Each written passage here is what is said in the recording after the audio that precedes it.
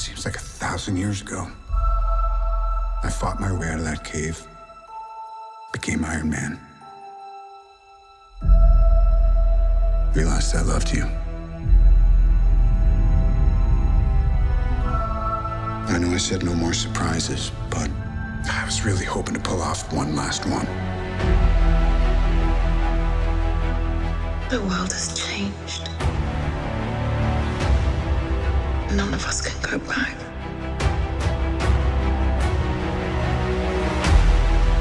All we can do is our best. And sometimes the best that we can do is to start over.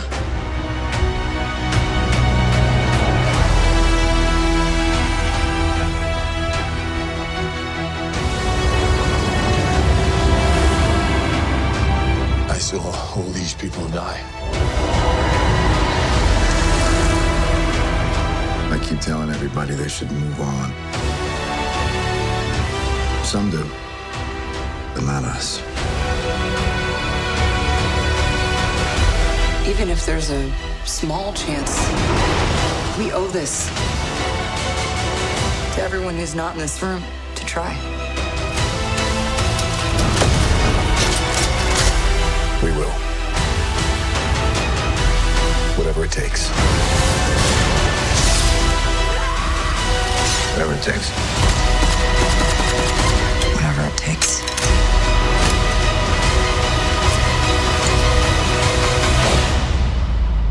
Whatever it takes.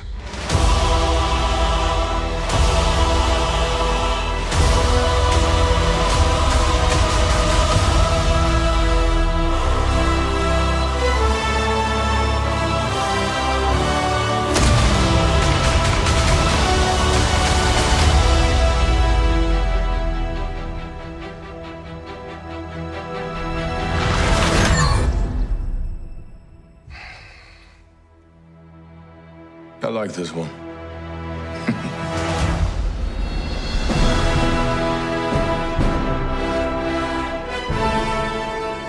Welcome in, everybody, to a very Avengery episode of That Movie Show. My favorite thing that's been floating around the internet is a friend of mine. He's just been going, hey, I'm going to post an Avengers spoiler.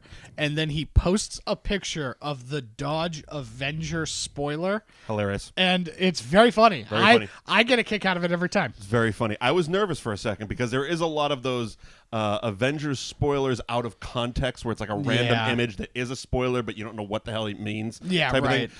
Just so you all know, the first part of this show, the first part of this podcast is going to be spoiler-free. Correct. And we will give you a definitive warning when we jump into spoilers. Yeah, like so much so it'll be on you if you've... Yeah.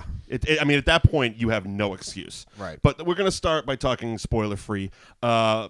And I've said this many times because I did the marathon we kicked off. Yes, from Showcase Cinemas. 22-movie marathon. I got a fun blanket. We got a blanket. We got a T-shirt. We got a coin. I got to figure out how much that coin is worth. We haven't... Because I haven't had 2 seconds to myself this week. I know. Fucking Marvel has taken up my life. I've never had a movie take up so much of my life to the fact that we're sitting in my unfinished office that was supposed to be done 2 weeks ago. Of course.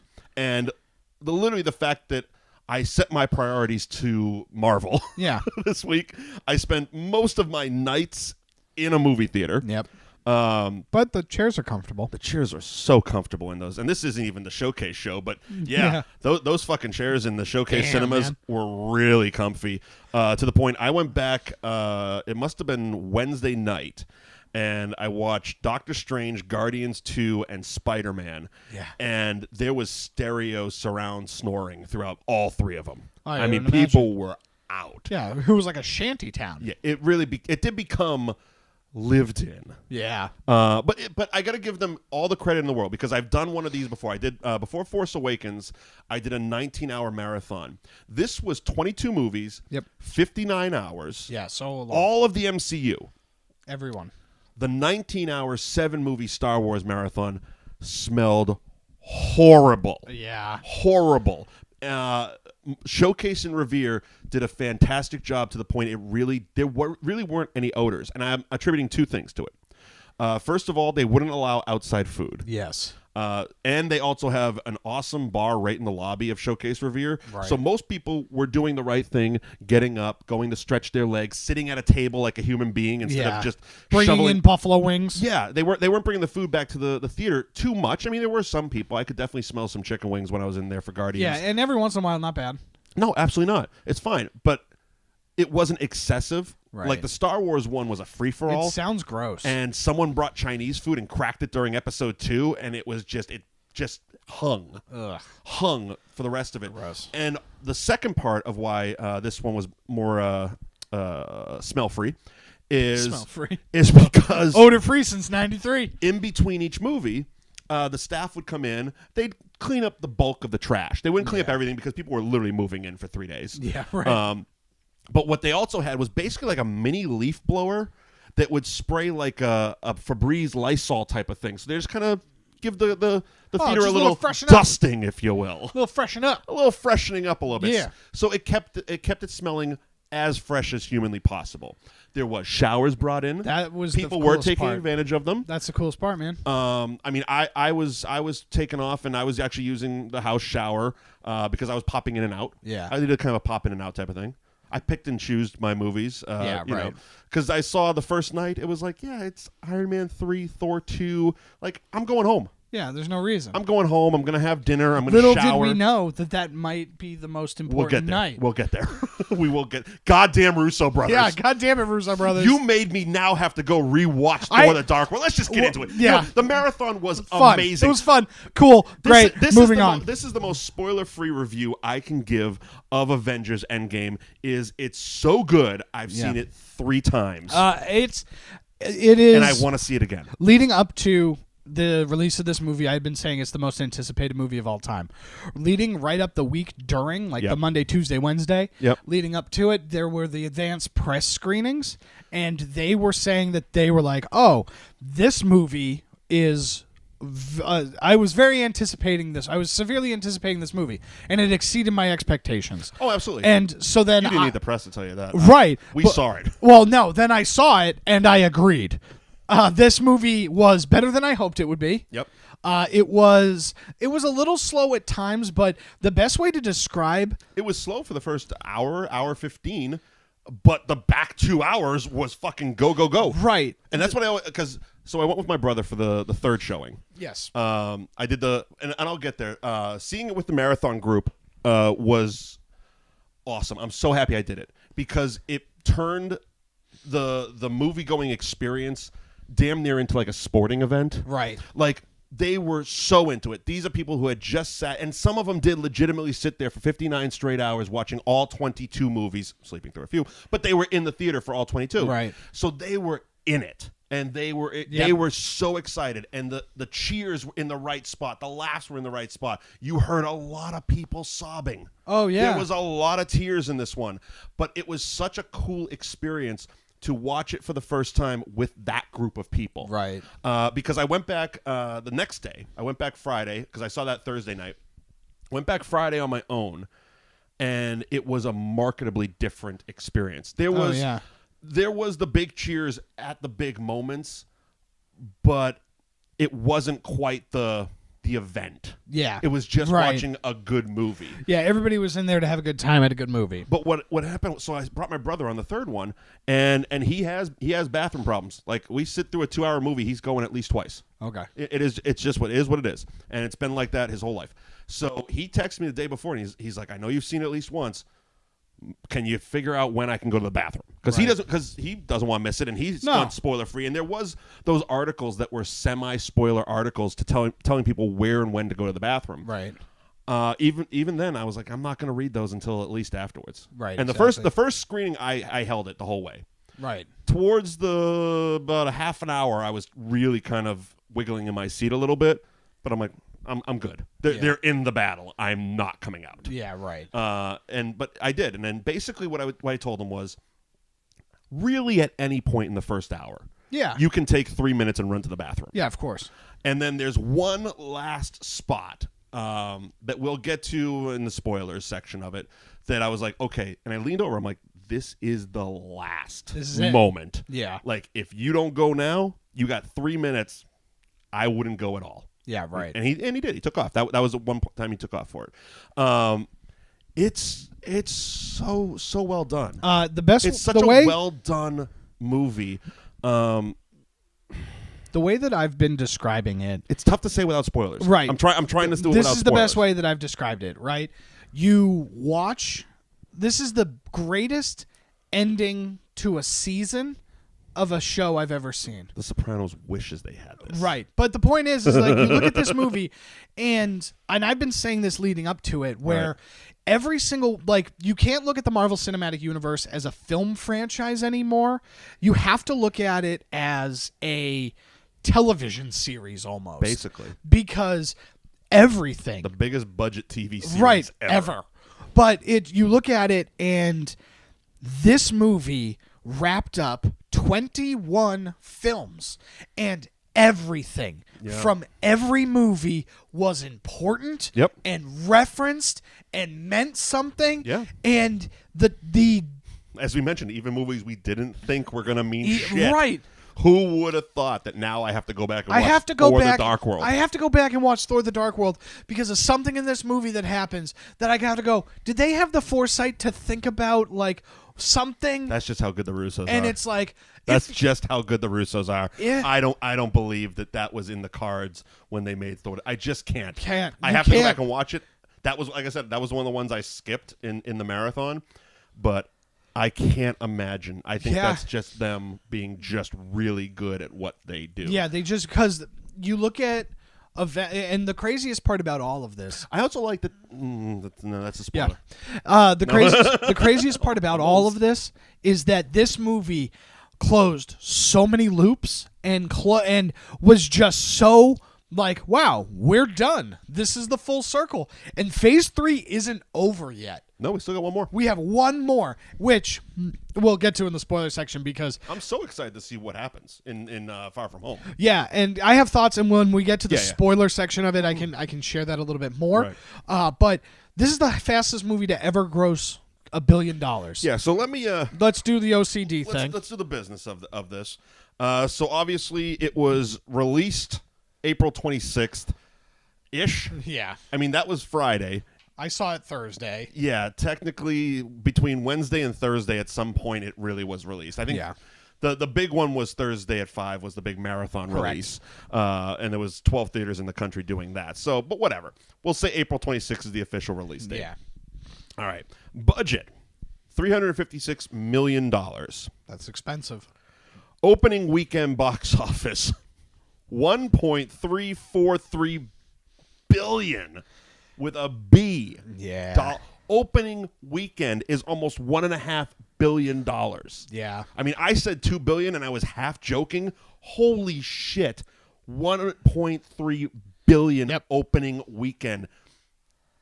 It's broken everything. Yeah. I don't care if you're adjusting for inflation or not. Endgame for a long time is going to be the biggest movie ever. It is. And it deserved it. And it is very deserving. Like, you know, you look at it and it's Avatar. Yep. And Avatar gets picked on a lot because after you see it once, it doesn't really kind of hold up. Right. You know, because once you get over the wow visuals of it, which, again, also don't hold up all that well. Right. It's just Dances with Wolves. It's a retread of a lot of different movies, and it gets picked apart a lot. This movie, for the tentpole that it is, it is so important, and it's so great. It really is. Written by Christopher Markus, Stephen McFeely, directed obviously by Anthony and Joe Russo, produced by Kevin Feige, starring Josh Brolin, Bradley Cooper, Denai Guerrera, Karen Gillian, Brie Larson, Paul Rudd, Don Cheadle, Jeremy Renner, Scarlett Johansson, Chris Helmsworth, Mark Ruffalo, Chris Evans, Robert Downey Jr., so many more that I can't even name. And I just want to also give a special nod. Alan Silvestri's music was phenomenal. Absolutely. The score was incredible. I had shout out to the marketing team. Oh, yeah. That we can do without spoiling anything. Yeah, shout out to the marketing team, just because obviously this movie everybody wanted to see already, so you didn't have too tough. You didn't have to do too much, yeah. Right? Just tell people it's coming out and when. Yeah. Yeah, that's all you had to do. Right. But they did so much with the marketing that they did, because, and I don't think that this is a spoiler at all of the marketing material takes place in the first 20 minutes. Yeah, I mean, there was a couple shots. There's one or two. Yeah, two. There's one or two. But what I really liked, and I like this trend, and there was a few shots I specifically noticed. I like that they're going in and erasing characters from scenes. Yeah. In the trailer. The trailer gave nothing away. No. You could watch the trailer and the TV spots till you're blue in the face. Yep. And you can, I mean, we did it. It's on one of our bonus episodes, a trailer reaction to Endgame. Yeah. And we broke it down and what we thought and all this Right. stuff. And they gave nothing away. And they were deleting characters, Yep. some of which weren't even CG characters. Yeah. You know what I mean? So it's like, I love that because that's them giving a shit about our experience and watching it. And because there are those payoff moments that would have been spoiled if the trailer included them. Correct. And they very easily could have. Right. Let's see, just based on the trailer, Yep. I think the only thing it gave away was that Nebula and Tony were rescued somehow. Correct. Because we saw them walking Right. with the rest of the group. At Some in the point movie. they get home from space. Yeah. That was the biggest thing the trailer gave away. Right. That was it. But, all of the people that thought that it was going to be... And you can't even say the Captain Marvel bit because the mid-credit scene in Captain Marvel was her with the Avengers. Oh, yeah. Well, that was my favorite part about that, where it was just like... And I think I said it, I don't know if I said it on any review or whatever, but... Probably on the radio show. The fact that she was just there. Yep. It was, I'm already involved in everything. Yep. Made this story be able to just get kicked off in a way that the first Avenger movie was. Well, it's one of those things, it works especially because it's a 3-hour and 2-minute movie. Right. Because if we needed to take 10 minutes of introducing Captain Marvel to Captain America and Black Widow and hey, who are you and who is this? No, we did it in the mid-credit scene of Captain Marvel. Where's Fury? Right. The pager stopped going off. She's there. Where's Fury? Let's rock and roll. And I think I said it. Oh, God, we did something. Yeah. It had to be the radio show. Had to have been. Had to have been the radio show, which, North Shore 1049 and on the app and online, NorthShore1049.com, every Saturday morning at 9, that movie show does a radio show. And it was like, the second I saw that mid-credit scene, I'm like, I'm ready for Endgame. Oh, Bring it on. And I still have like months to go. I know. Well, the best part about it was the fact that you just had the conversation, right? In theory, the characters had the conversation of... She was already there. Who are you? What are you? Let's just start. She was already there. We're already starting. That's all the introduction we needed. The plot was also protected so well. Very well. Because who knew what the plot was going to be? Right. It was fantastic. This movie, if you haven't seen it, right? Because this is the part for the people that haven't seen it. Right. You got to go and see it. I know these tickets are tough to get, but find a local art house that's playing it. There's a 2-screen movie theater around the corner from here. Yeah, there is. And they're playing They're playing it, yeah. It's the biggest movie of all time. Yeah. And you owe it to yourself to go see it. The people at Showcase told me, because I asked, because they had 10 screens in Revere playing it. And it's a 20-screen theater. Yeah. So literally half. And I asked them, like, are you going to add any more screens? They go, that is the maximum. Literally, Disney would only allow the chains to have 50% of their theater take up. I don't know why. It's a Disney rule, I guess, but he says we added as many screens as Disney would allow. Now, they were also able to do as many showings on those screens as they wanted to. Right. I know some places were open 24 hours a day for 3 days straight, just showing that Endgame. movie. Like if you couldn't get tickets to normal time, and you're like, you wanted to go at 3 o'clock in the morning. I'm up at 3. Let's check an app. There's tickets available. I'm going at 3 o'clock in the morning. You could do that. Yeah. I think that's over now. 3 days after. Yeah, it's over now. But yeah, I would just say go see it. Right. Like I said, I've seen it 3 times. I anticipate at least 2 more at the theater. Oh yeah. I gotta go see the motion effects one. Yeah, the punchy one. So the 4D. I think that the other thing to think about too with this movie is you're not cool if you don't. I don't like superhero movies. This is just an excellent I'll go fuck film. off. Well, this Seriously. is just because you counter. That's become the new that's the new thing. And all right, and I'm gonna be hypocritical or contradict myself. Either way, here's what I'm trying to say. You can be both. Here's what I'm trying to say. The new cool thing, apparently, is to go online and say, I've never seen a single episode of Game of Thrones. I don't even give a fuck about it. Look, I've never seen a single episode of Game of Thrones. Neither have I. It didn't interest me when it came out. I'm not a big fantasy person, but after a while, I was like, about 4 or 5 seasons in, people were like, you really should watch it. You'd really like it. I'm like, all right, well, I'm 4 or 5 seasons in. I watch a ton of TV. Once this season's done, I am going to binge watch it all because I did the same thing with The Wire. Well. Yeah, might as well. I didn't pick up The Wire till the 5th season. Here's the thing. I've only watched the first 2 seasons of Game of Thrones. Right. The only reason I haven't watched the rest of it is because I don't have and haven't had HBO. There you go. That's a valid reason. So I just haven't had it. And not that you're too cool for the room. I'm not too cool for the room. But to be fair, I did like it so much that I read the 4 available books. Oh, okay. You know what I mean? So it is good, and I do acknowledge that. But yeah, if you're going out there being like, ugh, you're stupid because everybody likes it and you like it too, you're just a sheep. Apparently hating something doesn't make that you interesting. Everyone likes. Yeah, it doesn't make you interesting. It's a weird thing that people think is cool. It's a badge of honor. Yeah, cool, man. Great. Good post. Yeah. Well, it's good like post, man. You're not getting my like. Yeah. You know? Well, that's like the people that hate on. Get it. That's like the people that hate on the Disney Corporation. Oh yeah, and we kind of delve into a little bit of that on our Star Wars trailer bonus episode because that happened. Like I was so excited. I posted a thing, and just people were just shitting on it, just to shit on. Like literally, I showed it to you. Yeah. And there was somebody just in there trying to start a fight. Oh yeah. Like a grown adult with kids, and I'm like, dude, that's cool. You don't like it. That's fine. You seem to know a lot about something you don't like, but yeah, that's cool. I wasn't trying to fight with him. He just kept coming back. Yeah. And I'm just like, just because you have a counter opinion doesn't make you interesting. Awesome. That's great you don't like it. I'm going to enjoy the shit out of it. Right. You know what I mean? Right. There's 4,000 television channels. Right. Like, go enjoy something else. Right. Like, right. But don't think you're cool. Like, you're cooler because... You're not going to change my opinion. Right. I enjoyed it. Like I said, I've seen it 3 times. Yeah. Endgame. It's fantastic. Yeah. It's a really, really good movie. It is. Without further ado, I think we're ready? Yeah. Look, here's the thing. If you haven't seen it by now... If you haven't sorry. seen it and you actually clicked on a spoiler-free podcast, congratulations, you made it to the end of the spoiler-free portion. Yes. Now, get the fuck out of here. We are about to talk real talk. Real talk. About Endgame.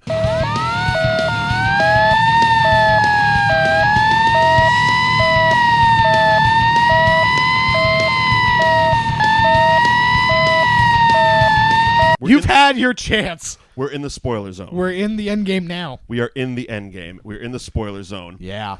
All right, let's jump right the fuck into it. Beautiful opening. Yeah. So it is fantastic. And I'm going to try very hard to not jump around, but I feel we're going to jump around a lot. Yeah, probably. Yeah. So to start the entire thing, to have everybody just basically be like, we gotta do something.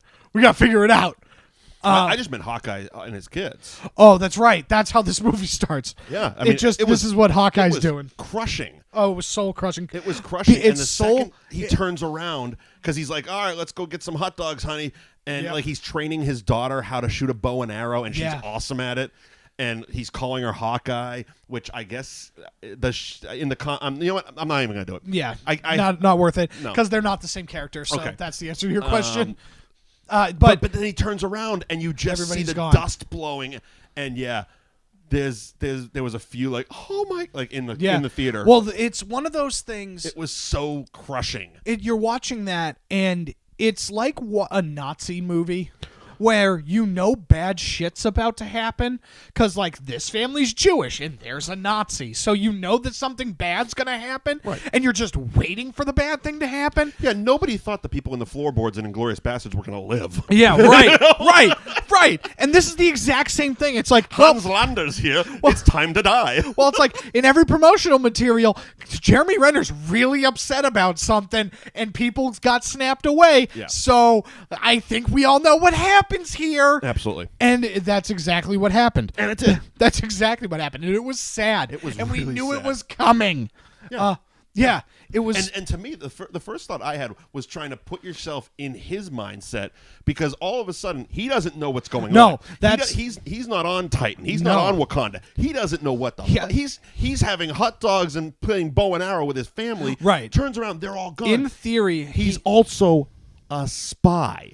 Right. What I thought was in his head, he's like, oh my God, who just kidnapped my entire family? Well, right. Without me seeing. Exactly, because he took a plea deal Right. in Civil War. And they paid it up. They showed his ankle bracelet. Yep, so he took a plea deal in Civil War. Him and Scott Lang. Yep, so that they could stay with their families. Correct. And so, you turn around and it's like, this guy has no idea what's happening. Right. He doesn't even know where Wakanda is. No. You know what I mean? He doesn't even know where any of that shit. He has no idea what's happening. No. Never mind Thanos.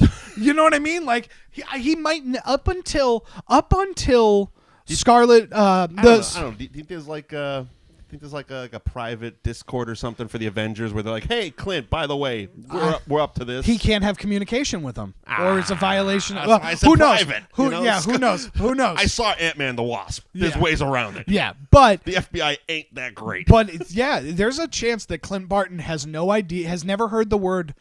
Well, maybe after, but has no idea. Well, he definitely knew what happened because when he's in murdering Tokyo. people. He does say Thanos. Yeah. He everybody else got Thanos. You have me was a line. Yeah. Half the population's dead.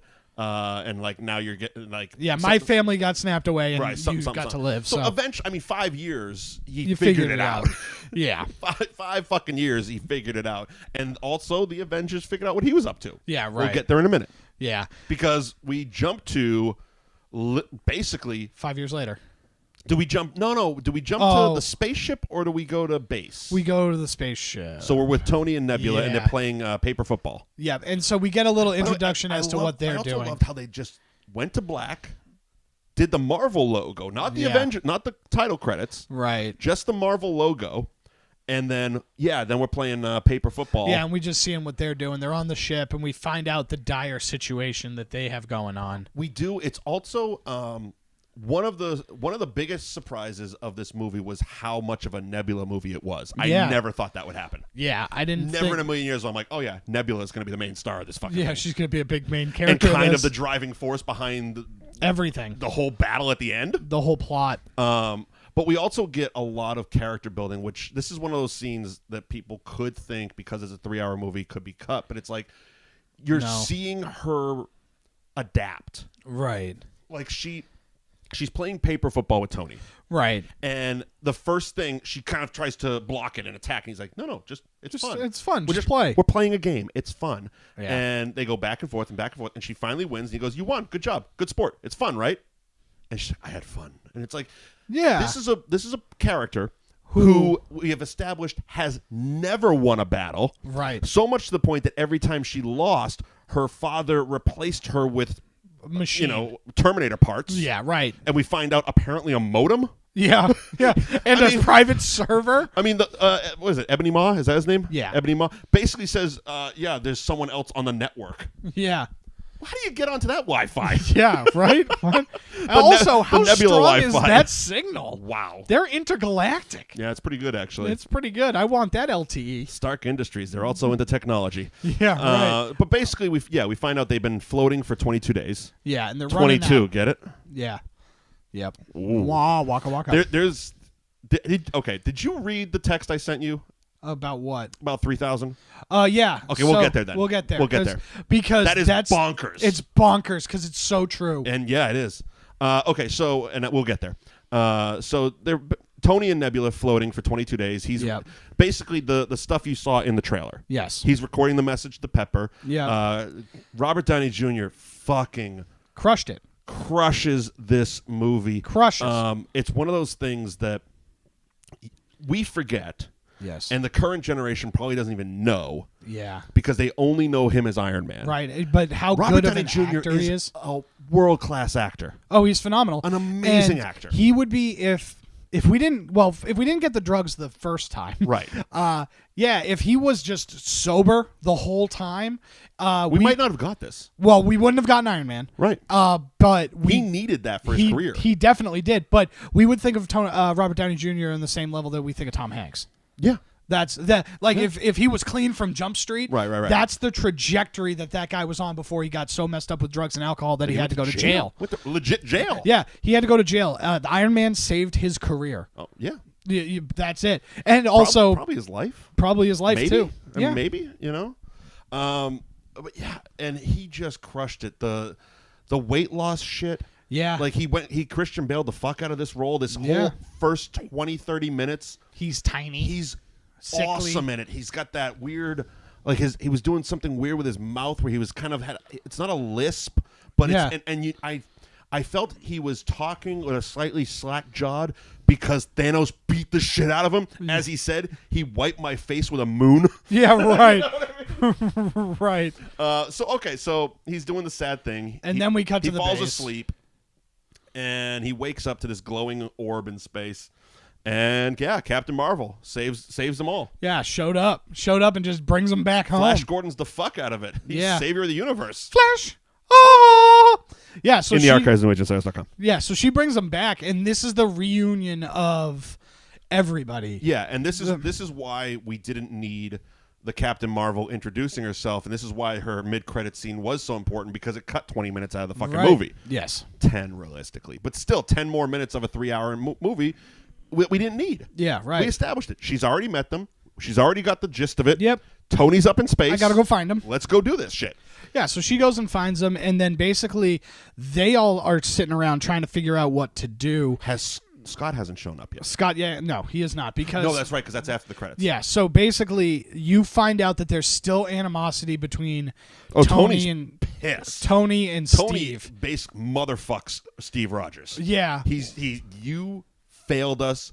Calls him a liar. Yeah, it was gutting, especially because you could see and you could hear in the way he was speaking how much physical pain Tony was in, not just mental and emotional shit going through it, because he was like, you said we would lose together and we didn't. We lost separate, liar. Can't trust you. Fuck you. And then he passes out. Yeah, and then 5 years later. Well, not yet. Okay. Not yet. Because Captain Marvel. This is a 3-hour movie. It's a 3-hour movie. It's going to be an 8-hour podcast. And so Captain Marvel they put Tony to bed, and she's like, all right, well, I'll be back, and I'll bring him. What did she say? Like a Missouri elixir or something? Yeah, basically, something says she's going to bring him bourbon or something. Yeah, right. And this is where we get the big shot from the second trailer where Thor grabs Stormbreaker and is like, I like this one because she says. They're like, where are you going? And she's like, I'm going to go fucking kill Thanos. Yeah, right. That's it. Yeah, that's what they're happens. like, and okay. Here's the thing. I love this movie, but I'm going to nitpick some shit. Okay. Didn't like Don Cheadle in it. Okay, sure. I thought he was just being cunty for cunty's sake. Sure. Like, every one of his lines in it was kind of shitty. Yeah. Like where he's like, yeah, we're all about that superhero life. It's like, dude, calm the fuck down. You are the D-list. Yeah, right. Okay? All right, War Patriot or whatever the fuck you want to call yourself, Viking Experience, you're the fucking... Yeah, right. You know what I mean? So... You're the D-list superhero. But he's like, yeah, we're all having a little morale. It's like, dude, she just flew a spaceship home with her bare hands. Yeah, right. If she says she's going to go kill Thanos, suit the fuck up. Yeah, the only thing is about that is it explains where she's been. Yeah, right? but he's also being a dick to Thor later about the Cheese Whiz line. Like, he's just being a dick. Yeah, no, he is being a dick. But and it doesn't come across as cheeky or fun. Maybe it's just Cheadle, the way he was acting. And I like Cheadle as an actor. But, I don't know, he just came across as a dick, kind of. Yeah. Anyway. So they find out that Thanos has used the stones again. They do. That's how they find out where he is. Yep. And they're going to go get him. We get the great, Rocket has a great, by the way, great Build-A-Bear line. Yeah. Where Tony hears Rocket speak for the first time and just is floored. Yeah, right. So, again, if you've seen the movie, you know what I'm talking about. I don't have to get into every line, but there's a lot of good ones. And fucking, Rocket goes into, he gives has anybody not been in space before? Yes. And we forgot about this on the radio show. We did. But Cap goes into space. Because they go into space here. Because they go into space here. Because they have to go get Thanos, and he's on a planet. And I loved their the way they showed his eye. They basically told a story through a close-up of an eyeball. And it was Steve Rogers experiencing space for the first time, which was a huge homage to 2001 Space Odyssey. I don't know if anybody else noticed that. But it was cool because it was like we've seen them, do their jumps and go into space a bunch, but we've never seen somebody who's never been in space. We've always seen the Guardians or Captain Marvel or somebody who's been through space a lot. Yeah, it's like, or we're already going to space. Already exists in space. Right.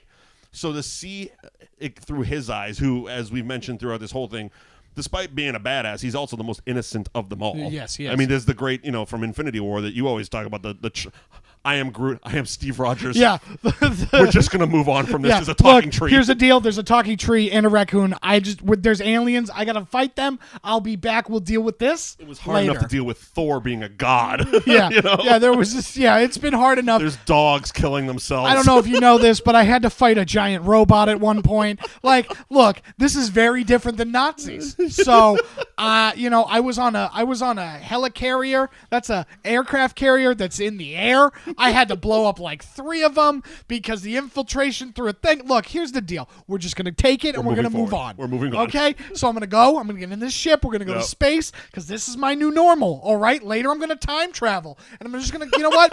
You know what? I'm just going to roll with the punches. And we get to we're orbiting it, and Captain Marvel's like, yeah, he's just sitting there. There's no defenses. It's just him. Yeah, he's just hanging out. They go down.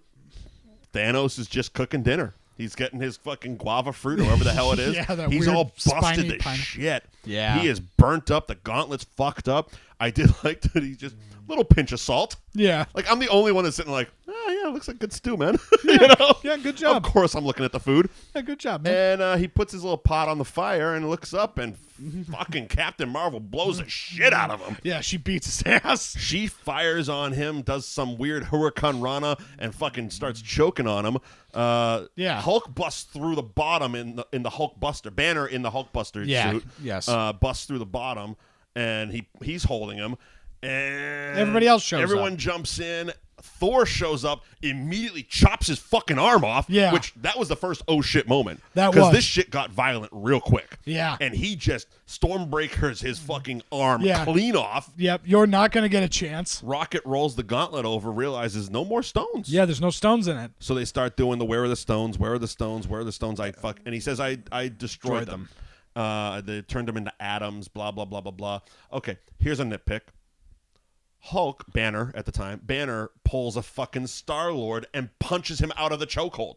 Yeah. He's like, you killed Troyans. Bang, knocks him back. It's like, if he had the stones, we'd be fucked. Yeah. Because that's what happened on with Titan. Star-Lord, yeah. He fucking punches him when they damn near had the glove off, fucks it all up. Yes. And I'm just like, why do we keep doing this? Yeah, why do you keep losing your cool? Why the most powerful being on the face of the planet has Thanos in a chokehold. Why would you break that? Yeah, right. Let her keep choking his ass out. So he does, and they're like, oh, he must be lying. Nebula says, my father's not a liar. He does a little, I am inevitable, blah, blah, blah, blah, blah. Very, very cool. Lops his head off. Yeah, he does. And just pieces out. Yeah. What did I went for the Well, I went for the head. I went for the head. Yeah. Lop that shit. And again, those two, the arm and the head, especially in the marathon, many audible oh shit moments. I mean, because that was. Well, and then the craziest part about that is, so Thanos destroys the stones and then dies, and roll credits. Right, roll credits. But movie's over. But very much, I remember just sitting there in the theater thinking to myself, because we cut to black. Yeah, I just think to myself, what the hell do we do now? Well, because we've been conditioned through basically our brains being like, okay, well, Thanos is the big baddie in this. Yeah. It's going to be a fight with Thanos for 3 fucking hours. Right. How they're going to reverse the dusting. Nope. He's fucking dead. Yeah, he's dead. That's really dead. That's it. Nebula's wearing his blood on her eye. Yeah, right. You know what I mean? And so it was crazy just because it subverted the expectations of what this movie was going to be. And they did it so often. Right. So many times I was like, oh, did not see that coming. So basically it flashes 5 years later. And so it's everybody kind of adjusting to what life is like now that half of the universe is gone. Right. And Rogers is doing a support group. Right. Great director cameo. Fun fact, another one of the people in that support group, I don't have his name, but he was the comic book creator of Thanos. Oh, cool. Yeah, he was in that That's group really as well. cool. And I don't know if it was Anthony. I think it was Joe Russo was Yeah. the one that was in the group. Apparently first openly gay character in the MCU. Yeah. Not in the comics, but in the movies. Yeah, I want to say yes. That seems to be going around. And Yeah. and it's like, all right, cool. I mean, like Yeah. they handled it extremely well. Right. Because it wasn't like he was they weren't making a thing about it, but the internet does. Yeah, right. Because that's what the internet does. Well, right. Now that there is an openly gay character, the internet wants to talk about how they haven't How they haven't appreciated an openly gay. It's like, oh my god, Jesus, man. Right. And so Does basically, every movie have to check every box? yeah, right. Of course. We don't get Luis back. Yeah, I know. It's my Luis boy. But everybody's just adjusting. For no reason. Everybody's just adjusting to life, Echo and in then this room. and then Scott Lang shows up Okay. because that is for a man that has had little to no connection, and this goes back to what we were saying a little bit earlier, where they make everything important, right? Scott Lang's inclusion in this movie makes him so important to the overall arc of this series. Well, we also see the true hero of Avengers Endgame, which is the rat from The Departed. Yes.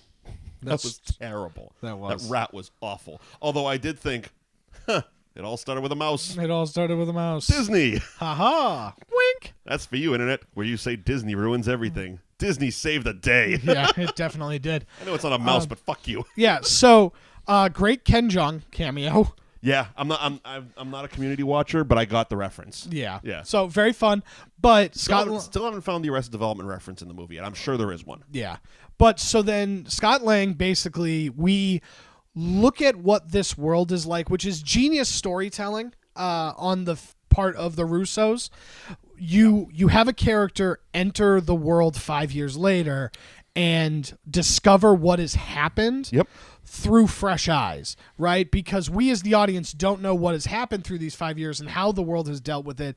And we're looking at a character experience it for the first time, so we get fresh takes where he goes to his street and asks the person and meets his daughter who's 5 years older. Him asking the kid when there's a kid on the bike when he's seeing all these missing posters on the walls on the street posts and stuff like that. Yep, and the city's destroyed. And he's just like, kid, what the hell happened?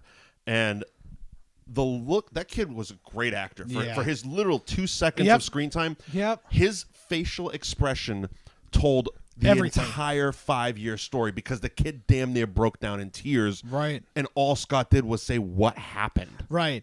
And then the monument that's You get the monument to the where missing. he sees himself on his own name. Yes. He reunites with his daughter, who's now 5 years older, been recast. I'm a little upset because I love the daughter in Ant-Man and Wasp. Yeah, she was great. We got a 5-year-older daughter, Cassie Lang. Yep, and so now we have a little bit of an understanding as to what is going on. He gets the van out of storage and heads upstate New York. Right, and so now we get By the way, I just thought of this. Didn't think of it in the 3 screenings, but he drove that shit van from San Francisco to fucking New York. Yes, he did. Bullshit.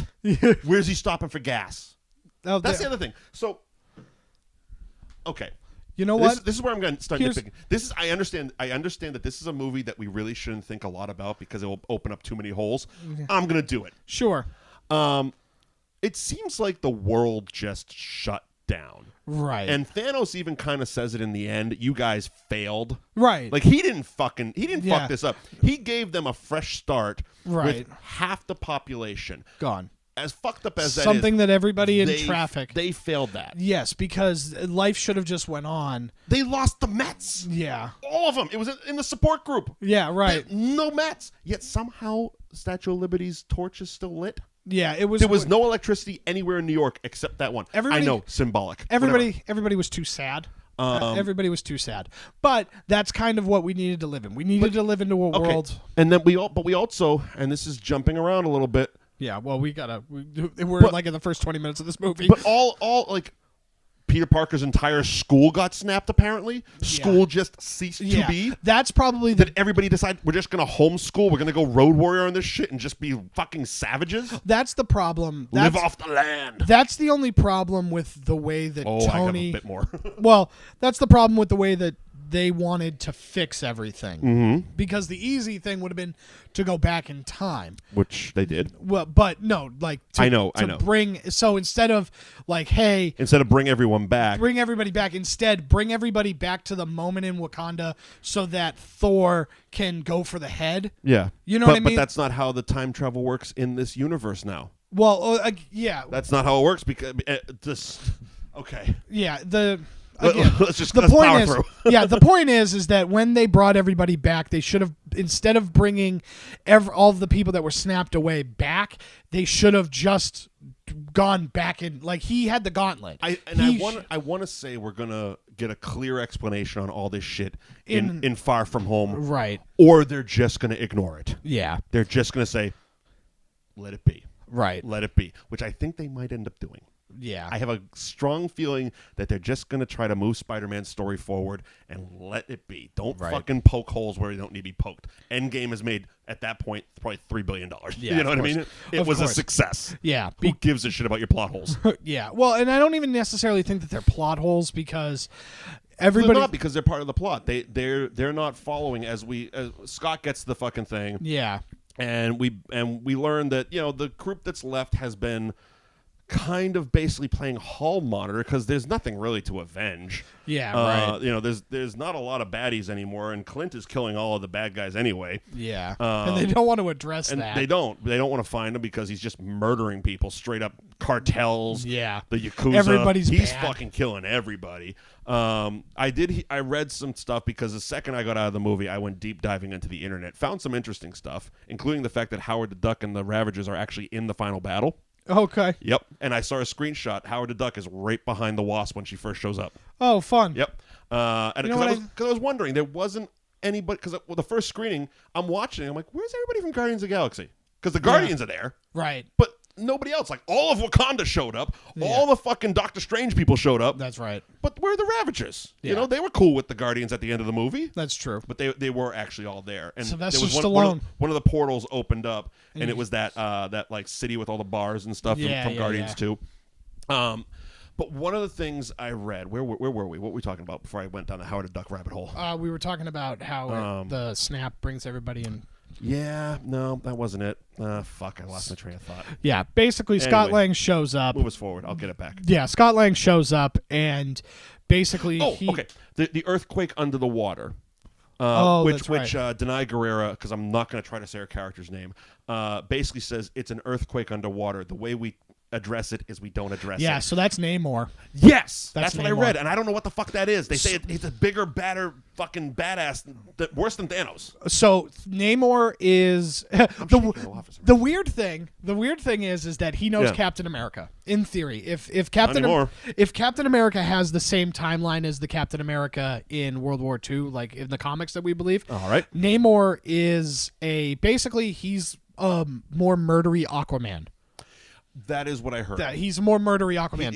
He just hates human life. He hates human life. It's basically Aquaman that hates human life. Right. And so he is sometimes a bad guy, sometimes a good guy. Sounds perfect for the DC universe. Right. And so the big thing is he's a part of a group called the Illuminati. That's probably the big thing. And the Illuminati is not it's the comic book one, not the real one or whatever.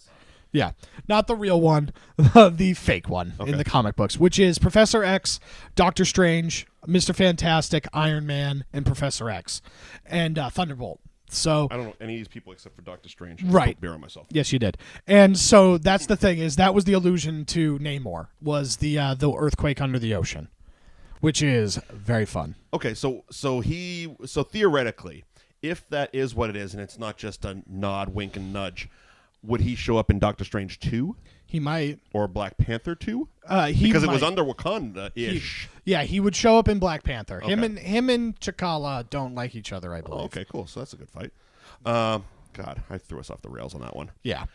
Moving forward. So basically, So Scott's going batshit, talking about quantum realms. Maybe we can time travel. They go see Tony, who, again, has a fantastic child actor who's playing Morgan Stark, his daughter. And it's so great because he's the only person that it feels like in this universe has moved on. Well, again, and you mentioned, because you re-reviewed on NewAgeInsiders.com all 21 movies before, or 20 movies before Captain Marvel. Right. And one of the things you kept talking about was all the little nuances, all the little lines, all the seeds that were dropped throughout the MCU getting to Endgame. Correct. This I remembered because it was a line he had where he said, maybe I'm just going to do what Barton does and get a fucking cottage or something like that. Yeah, right. And that's what he did. Yeah. Tony got a log cabin. Of course, he's Tony Stark, so it's tricked out. Yeah, it's nice as But fuck. he's got a daughter. Yep. He's married to Pepper. Yep. Surprisingly, the Stark family all survived the snap. Yeah. Well, Everyone else's family got fucked up. Well, to be fair, so he does reference, or Pepper references it. She says, we got very lucky. Yeah, they did. Right? Because we still have each other, right? The good thing is that they just... And they were able to have a kid who's 4, probably. Right. Because I think 5 years, and probably took a year to get one. Yeah, probably. Yeah, unless they boned right away. Super sperm. Yeah, unless they boned right away. But it's just, he's adjusted. He's the only person that has adjusted to this. And he's happy. And he's happy. He's content. He's happy. He's living his life. L-I-V-I-N. All right. Until, of course, everybody shows up. Cap, Ant-Man, and fucking Scarlett Johansson, the Black Widow. Black Widow show up talking time travel. Right, and so... Time heist. Yeah, time heist. We're not going to call it time heist. And they do. We're going to call it time heist. And they call it time heist. I love that he's like, you're not literally saying that the only hope for humanity is the plot of Back to the Future, because that'd be bullshit. It's so funny. And then it becomes Back to the Future It's too. so funny. It is so funny how they just sit down and list off all of the... That's even further along, but yes. Yeah, they just list off all the time travel movies. Hot Tub Time Machine. Huge shout out for Hot Tub Time Machine. Oh, it's so funny. You get your Bill and Ted's reference. I got my Bill and Ted reference, which made me pop in the audience, and everybody else looked at me like, why are you so weird? Why are you weird? But yeah, so that gets the gears start to turn for Tony Stark. Because they're going forward with it. Yeah, they're going to make it happen. And Tony wasn't going to do it, so they needed to get a big brain. Yeah, so they find Professor Hulk. Holy shit. Yeah. This is a whole bunch of unpacking. Yeah. Banner and Hulk are now... together. Cool. Yeah. So this is a very fun character. So there's two different versions of this particular character. Okay. Right? There's Professor Hulk, where they're Are you talking comic books? I'm talking comic books. Okay, go ahead. So there's two different versions of this, and I think that this plants the seeds in a way that I absolutely, absolutely love, right? Because we get Professor Hulk, which is... Banner is a little bit more in control, right? They're both on the same page. Clearly, Banner's in control of but this one. Banner is in control, right? And so he basically said he spent 17 months in a gamma lab. Yep. And he was able to fuse the two of them together. Banner and Hulk, brain, brawn. Right, and so... And he seems to be enjoying himself. He doesn't. He's a celebrity. Yep, he's taking selfies with kids. Yeah, he's a big celebrity. He's dabbing. Right, that's great. Listen to your mom. Stay in school. Yeah, the other side to this coin is the version we get for World War Hulk, right? So in the comic books before Civil War, the comic book version, the Illuminati, which I referenced a few minutes ago, they look around and they go, hey, we're heading for a civil war between all of our heroes. We need to get the Hulk out of here because he's too unpredictable and we can't have him on here. So they launch him into a black hole, and then basically we get the plot of Ragnarok, right, where he ends up as a gladiator. Right. He ends up taking over the planet, and then his ship... Because people did say that Planet Hulk and Ragnarok, basically they used a bunch of Planet Hulk shit in Thor Ragnarok. Correct. Okay. Correct. Right. And so he is bullshit, because basically the ship that he was on blows up and kills his wife, his kid, and all this other stuff, because he was very happy. Okay. He was very happy on his planet. Okay. Right?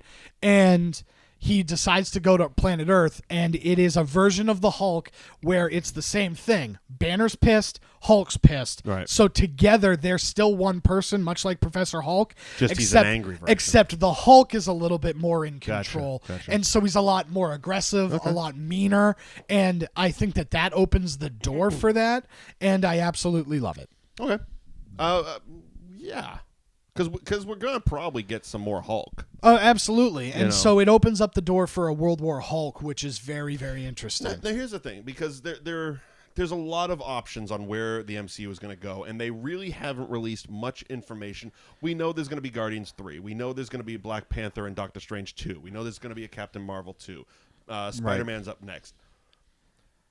Do we want to see a Hulk movie? No, I don't. Or do you want to see Hulk popping in and out? Because Hulk popping in and out is going to be the best version. And that's how I felt with this, because we've done 2 Hulk movies and they haven't worked. No, and when Hulk is the main character, it's really tough, because especially the version of the Hulk that has been in those movies is the uncontrollable rage monster. Right? And so it's really hard to sympathize with the uncontrollable rage monster when he doesn't get to show any emotions. Correct. He's just one emotion. Whereas having Bruce Banner and the Hulk be a part of a story that they're a supporting character is so much better. Now, I feel going forward, the role we're going to see Hulk play is almost like, for lack of a better term, the elder statesman of the Avengers. He's going to be almost like the de facto leader of the Avengers. He's not going to go on every mission, right? But he's going to send Winter Soldier and Falcon and He's going to be the air traffic controller. Basically, he's going to be the de facto Tony Stark, because he's the smartest person there. Right. He was the one doing all the time travel shit anyway. Yeah, right. Even though, and a little nitpick on the ending, Hank Pym was alive at that point. Yeah. And I understand that's probably how they got more Pym particles. Right. But why wasn't he running that board? Yeah, right. You know what I mean? Why at this point is the Hulk still punching buttons? Yeah, of course. But nitpick. Yeah. I understood they had to wrap it up with the main guys. Yeah, of course. So Tony figures out time travel in about 5 hours. Yeah, because he's Tony Stark. Well, here's the thing: we do have to get to it. I understand that, and here's my thought, and I have a rational thought behind this. It wasn't that Tony Stark figured out time travel in a matter of 5 hours. He figured out how to navigate it. My thought is he probably had this thought because he's one of those types. He's a thinker, and he's probably one of those types that had the thought of time travel at a certain point in time, but because it's important what he says on the porch, there's no return from that. There's no safe way to come back from that. And Scott's like, no, I survived. And he's like, no, you accidentally got back. But he's saying that as a defense mechanism. In reality, he's like, this fucking guy survived. There's something to this shit. And that's why he revisits his old thoughts. And he's like, okay, let's figure this shit out. So basically... funny scene, they turn Ant-Man into a baby, into an old man. He pisses himself twice. Yeah, it's really funny. And so, but then Tony Stark shows up and is like, look, here's the deal. I got an Apple Watch. We're good. Yeah. And so... still, one of the whole thing is one of the funnier sequences, especially Hulk. Yeah. Where he's giving thumbs up. He's like, I don't know. And then finally they get Scott back in Scott form. Right. He's Paul Rudd again, as opposed to a baby. And Hulk's just like, I consider this an entire win. Yeah. This is great. Time travel, bitches. Yeah, right. And it's just like, Hulk is so happy. Yeah, right. We get the great taco scene. Yep. Where Rocket and Nebula land. And I'm a little upset because...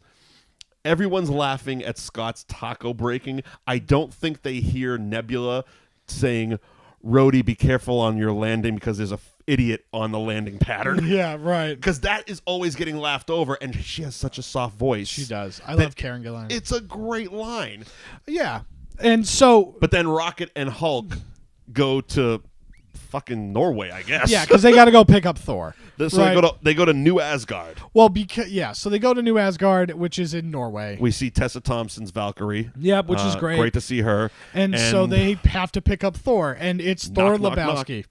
Yes, and fun fact, on the call sheets, it wasn't Thor, it was Lebowski. That's great. That was on his call sheet. Sean Gunn posted a great picture to his Instagram, which he deleted. I'm guessing someone asked him to delete it. Yeah, probably. But it was literally a picture of Chris Hemsworth in the fat suit eating guacamole off his belly. That's great. And the caption was, you think you've waited a long time to see Endgame? I've waited even longer to post this picture of Lebowski eating guacamole off his belly. Yeah. And then it was deleted.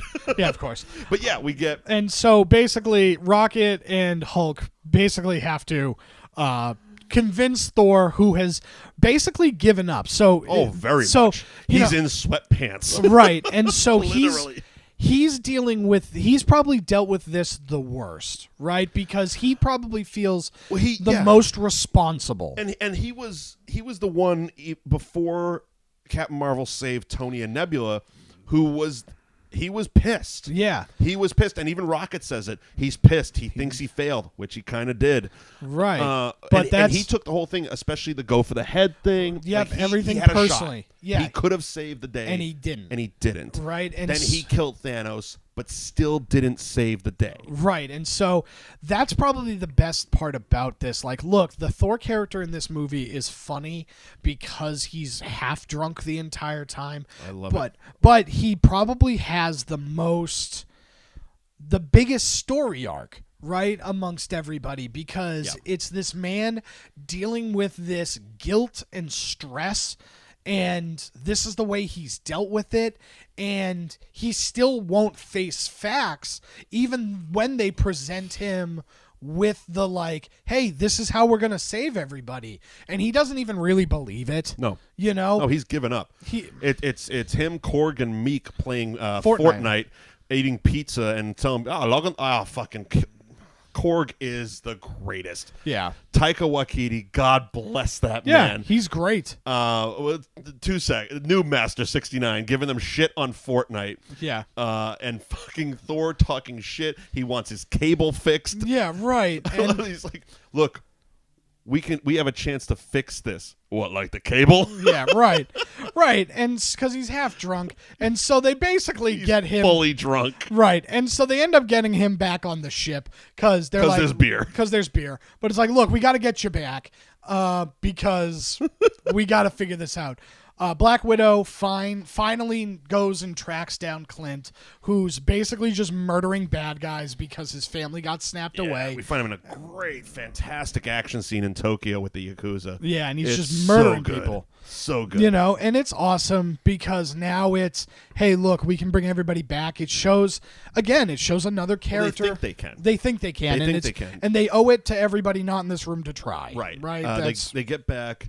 Hawkeye is the test dummy because Ant-Man is having so many problems. He's panicking. Yeah. He wastes one of the particles. Yeah, right. This is where we get the great breakdown of all the movies that ever did time travel, including Die Hard. No, that's not. No, that's not one.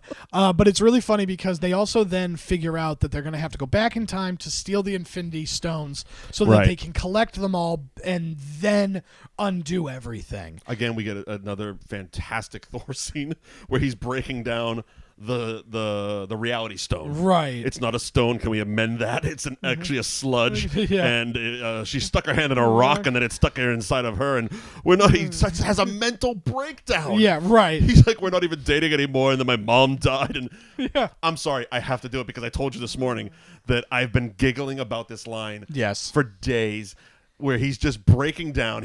I'm damn near weeping. And Tony's like, look, let's calm down. Let's have some breakfast. You want some eggs? He's like, no, I want a Bloody Mary. Yeah. I don't know why that line has had me giggling in the car to myself for days. It's really funny, especially because they're breaking down like where in everybody's timeline. In their timeline. Timeline where these Infinity Stones have popped up. With the exception of Ant-Man. And it's so funny. And that's the only thing. He's just like, I don't know what any of these are. He literally goes, I don't know what the hell you guys are talking about. So basically they all break down the mission and they're like, we're going to go. They figure out three of the stones are in New York during the Battle of New York. And so we're going to go find them all now. We're going to find that. We got one in Morag during the opening of Guardians of the Galaxy. Right. And the Soul Stone, we all know where the fuck that is. Yeah, we got to go get it. Got to go get Vormir. Yeah, which that's my biggest. We'll get there. That's my biggest one. Yeah. Where we'll talk about that when we get there. We're gonna deep dive into what the return policy is on the Soul Stone. Yeah, right. Because there's a big confrontation that has to happen. And what's the sixth stone? We got.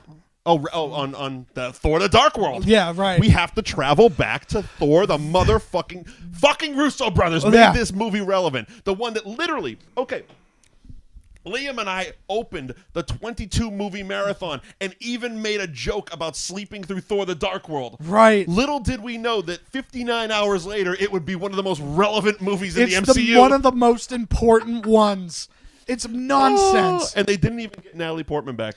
No, it was reused footage. Reused footage. I did hear that they got her to record a couple of lines where she's in the distance and says thank you to those girls. Yeah. That was newly recorded lines, but she said 2 words. Yeah, right. Thank you. Yes.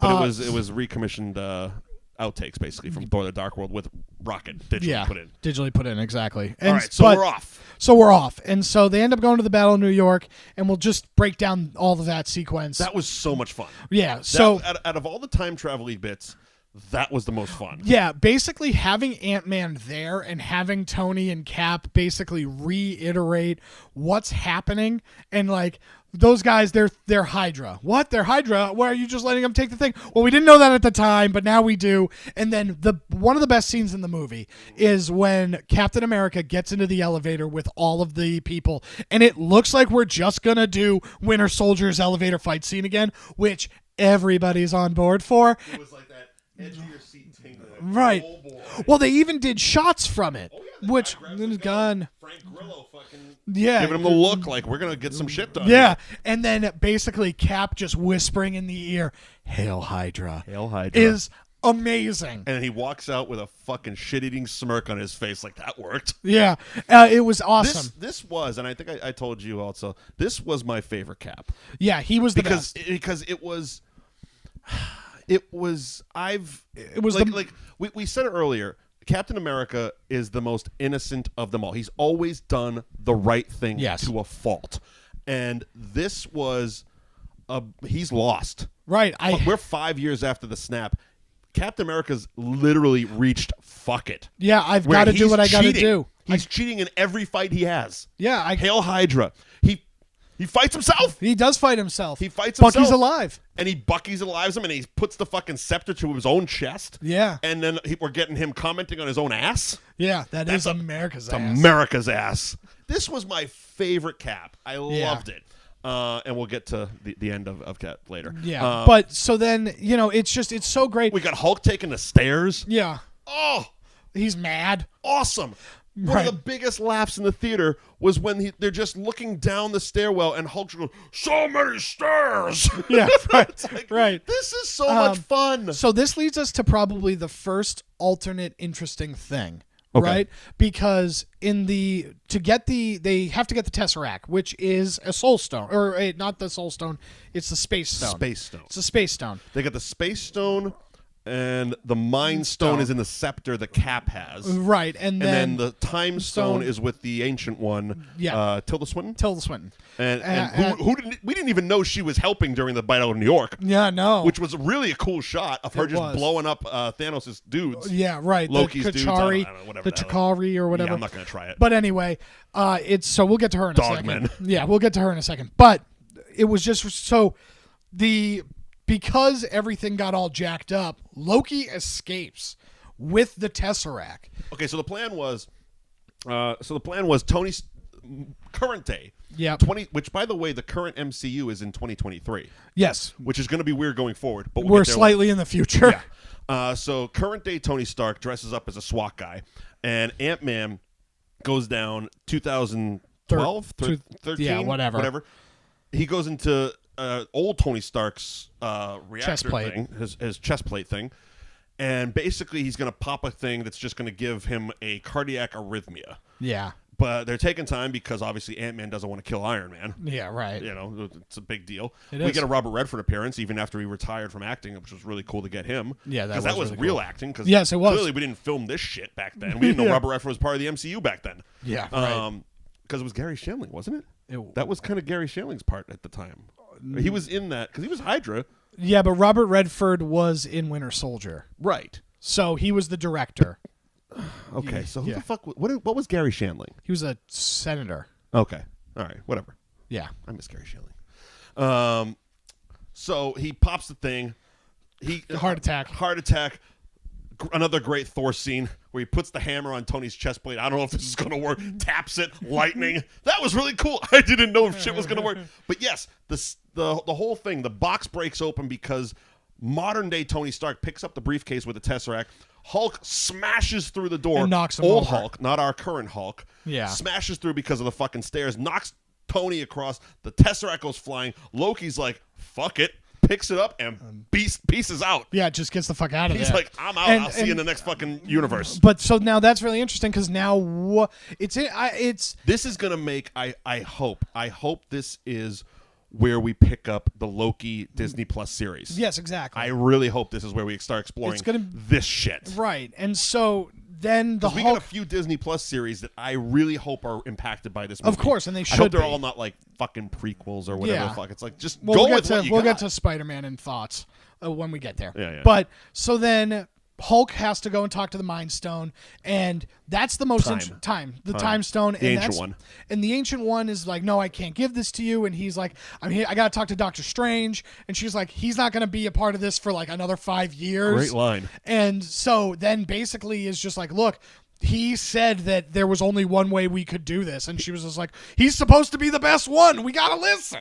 Well, I also like the Banner tried to fucking Hulk up a little bit. He's like, look, I'm not asking, and I don't have the fucking time. And she just knocks him back. Yeah. So we get our only scene with Mark Ruffalo not being motion capped. Even though he was probably kind of motion capped because he was invisible. Right. Anyway. And so basically she explains time travel better than anybody else in the movie. Right, she does. And we're not going to get into that because it's too intricate, and we've already spent 45 minutes on the first half hour of this movie. Basically, what it says is Back to the Future is bullshit. Right. It basically says that every time something is changed, it splinters off, but you still live your reality. It is kind of important, though, because it does play into the ending. It does. So basically what she says is, here's a timeline. Yeah. And you take out a stone, and at this point, it was still Back to the Future, too. The alternate 85 kind of opens up. But then she's like, but basically, so whatever you do in the past does not affect your present. It affects a different one. Because that's now your past. Right. I didn't get it, but maybe I'm just not a smart person. No, it makes sense. So you're always going to live your timeline, but the one you affect it's Terminator rules. Right, It's Terminator rules. Which also I have questions about when we get to the end. Yeah, but that's irrelevant. So we get all the stones. Yeah, we get all the stones except for the Tesseract. So Tony and Cap have to go back in time, and that's where we get kind of the longing of his long lost love. Tony meets his dad. This was awesome. Yeah. The Tony and the Howard Stark bit was awesome. It was really good. Great it to really see John helped. Slattery again playing Walt Disney. Yeah, playing Walt Disney was great. So we end up getting the Tesseract. And that's how you're trying to move us along. Aren't you?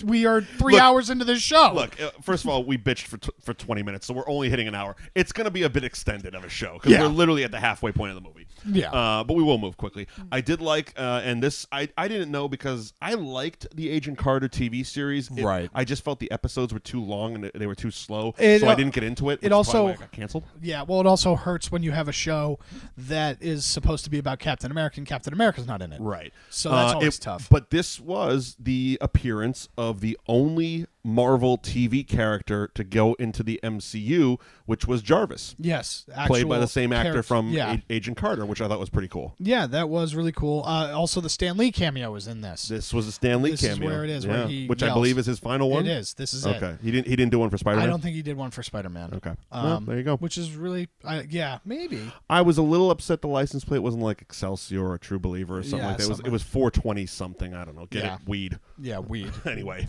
I'm not complaining. It was a Stan Lee cameo. Yeah, so they end up getting the...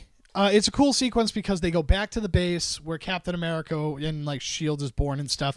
So there's Pym particles, so they're able to get back. And that was the base that him and Nat blew up in Winter Soldier, right? Correct. The current Avenger building is on. That was that elevator thing, right? Yes. Okay. And the current Avenger building is also on that.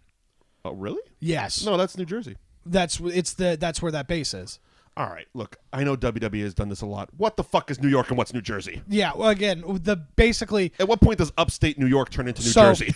So, again, Sorry, folks in New York and New Jersey. I don't know this stuff, and everybody keeps fucking with geography. Yeah, the base that Captain America was on where he was, training for boot camp. Sure. That's the base that we went to, and they blew up in Winter Soldier. Okay. All right, that's the same base. After the base blew up in Winter Soldier, they built the Avengers building on top of it. The one that Ant-Man breaks into and then becomes the compound that Vision lives in, and the one that is that the one we're at here in this movie that Thanos blows up? Yes. Okay. Same one. All right, so all the same. So I guess Jersey and upstate New York are just the same thing. Sorry, folks, you don't have an identity. Yeah. Whatever. Anyway, moving on. So we get the other stones also. Nebula and War Machine go to Vormir. They go to Morag. Yeah, they go to Morag. We get the opening of Guardians of the Galaxy, which was a great funny scene because we get the alternate side of it. Yeah. We get the third person view of him just dancing like an idiot. Gets knocked out cold. Yeah. Great Indiana Jones reference by Cheadle. Yep. And yeah, so she grabs it. This is also where we learn that Nebula has a modem and that she's connected now to the 2014 Nebula, which freaks out while she's with Thanos, and all of a sudden a projection thing shows War Machine and her talking. Thanos, being the smart titan that he is, goes, all right, let's check this motherfucker out. Yeah, right. And that's what kicks off the plot of this, which is very interesting because, hour and a half in. Right. 2 hours in, we get to the plot. Right, where it's like, oh, this is how 2014 Thanos finds out. This is how we get our Thanos fight. That, oh, I succeed. Right. And he's smart enough to know, like, oh, all of you that I don't know yet hate me because I was right. And I won. He watches himself die as well. Right. And he watches himself basically say that, yeah, I got all the stones. I did the snap. This all worked. And that is destiny playing out. And so it's great. It's watching. We also get Gamora back. Right. We get Gamora back. And it's very interesting because we get a Gamora who's still conflicted about Thanos and doesn't like him, well, but it's doesn't. Gamora at the start of Guardians of the Galaxy, where this was like her last bit of loyalty to Thanos, even in that movie, right? Because she joined up with the Guardians pretty goddamn quick, right? She was like, they all get arrested, and then she's kind of on board. She's all in after that, and so it's very interesting because she doesn't have any of the memories of our Gamora. And she, it's the same thing with the Loki, right? Yep. Her and Loki are very similar in the sense that they don't exist in the same way we've known them, right? So at this point, Loki has only experienced up to the first Avengers movie. Right. And at this point, Gamora has only experienced up to the first Guardians movie. Correct. And so it's very interesting having them interact with people who have experienced all of it. Yeah. And so that's a very fun dichotomy that we get. But Thanos is like, look, here's the deal. We're going to go find the rest of these stones and I'm going to get my destiny. We're going to figure this out. This time travel shit. Let's kidnap this one. You're going to switch places with her and go back because they were ready to go. And basically, they hijack Nebula. Right. So War Machine takes off. He goes back to the future. Yep. And and she gets kidnapped. Right. And they kind of switch places, a little switcheroo with the 2014 Nebula, who's still on Thanos' side. And she goes back to the future. Right. Scarlett Johansson, I keep on saying Scarlet Witch because it's her fucking name. Black Widow and Hawkeye go to Vormir. Right. They find the Red Skull. Bring up Budapest again, which that has to be what the Black Widow movie is going to be. Has to be. They brought it up too many times in too inconvenient places. Yeah. It's like there was no reason to say Budapest while you're flying through space. I get it. You've been there. So something weird happened. So literally we redo the scene from Infinity War. Right. But instead of the easy choice of throwing Gamora off, they argue about it. They got a tussle. Yeah. They do a little tussle. Red Skull's sitting there just watching it. Yeah, which, let's just talk about it now. Let's do it. So, Captain America, at the end of the movie, has to bring the stones all back to where they took them when they took them. He has to replace the stones from where they came. Yeah, so basically it's like, hey, they've only been gone for like 30 seconds, right? Like that type of deal. Yeah. And which, okay, if we're doing this, let's do it. Yeah. How? Oh, yeah. The Power Stone was in that orb thing. The Space Stone was the Tesseract Cube. The Space Stone was in the fucking Scepter. Right. The only two were the Time Stone and the Soul Stone. Those were just stones. Right. He has to go back and inject Natalie Portman with goo. Yeah, he does. So many problems with all this. Oh, it's very complicated. Because he only had Thor's hammer and a briefcase. He didn't have a scepter and a fucking cube because they fucked that shit right off. Yeah, right. And so the real question is, because here's the deal. I ultimately don't care if he had to... This isn't something we need to think about. Yeah, I don't care if he had to inject Natalie Portman with red goo. Like, ultimately... I want to see it! Ultimately, I don't care. The one I care about is that the Red Skull is guarding the Soul Stone. And what happened when Captain America shows up and goes, this motherfucker... Like, Hey, bro. what's up, bitch? Let's do how's your this. 100 years been? Like, I was expecting when he was like, something went wrong at the end of the movie, like, where's Cap? Why isn't he back? I was just like, I don't know, because he saw the Red Skull on Vormir? Maybe that's what happened? I mean, like I said earlier, what is the return policy on the Soul Stone? Was he like, hey, can I get Natasha back? Yeah. No refund, sir. Yeah. You get store credit. Yeah, you can store credit. You can get Gamora back, maybe. You can get a Gamora or lesser value. Yeah, you don't get You get an Avenger of lesser value. Yeah, you get an Avenger of lesser value. But yeah, there's so many holes in that I would love to see, like, I don't know, a web series of just Cap dropping off the stones and how that shit happened. Because that's the one. Like I said, that's going to be awesome. But there's no way where did he get the Tesseract? And also, at what point did Tony tell him where he picked it up? Because Tony went into the basement and found this random-ass bunker with his 3D vision glasses. I mean, they both knew it was in the basement. It's a cube! Yeah, they knew it was in the basement. It's not a cube in a fucking briefcase. Yeah, it's a stone. That's true. Where's the scepter? Yeah. You need the scepter to return that shit. That's true. Okay. The fucking the orb. The fucking orb that in Guardians. Yes. That's not there. No. I mean, do these things are they located at like 7-Elevens? Like, I'm back in 2013. I'm gonna need a Tesseract cube and a scepter. The Time Stone I'm cool with. I can just go give it to the bald chick. Yeah, you know what I mean? Fuck. Right. Yeah, that was it's a little weird. Like, I get it. I like Red Skull's pissed. Yeah, Red Skull. That's the one. That's the one where it's just like, hey, you damned me to this. Yeah. First of all, you damned yourself. But second of all, but so that was very interesting. I think. That's the one I want to know. What was that interaction like? Like, you're a ghost now. That's fun. That's fun. So, just so you know, low carb diet, huh? Just so you know, we won. So, just a heads up. Look, here's the thing. You can have this back. Yeah, look, so couple things. Oh, okay. After you died, I crashed the plane, frozen in ice, came back, a bunch of shit happened, but we won World War II. And ultimately that's Peggy's niece. Yeah. Yeah, basically I hooked up with that chick that you never met, so that's irrelevant. Know her, but you remember Peggy, right? No, not really. No, you never met that American British chick? Remember your little assistant? They turned him into a computer. Yeah, he was a computer. So that happened. To be fair, you did hijack the entirety of my Secret Service organization. Bucky's alive. Bucky's alive. He says fuck you, by the way. You failed all over the place, pal. Yeah. You deserve to be up on this fucking mountain. Yeah, so I'm going to go. I'll see you later. Bye. I got a dance to get to. I'm out. Yeah, I gotta go dance. Bye. Okay, so while we're on this Soul Stone for a second, here's another problem I have.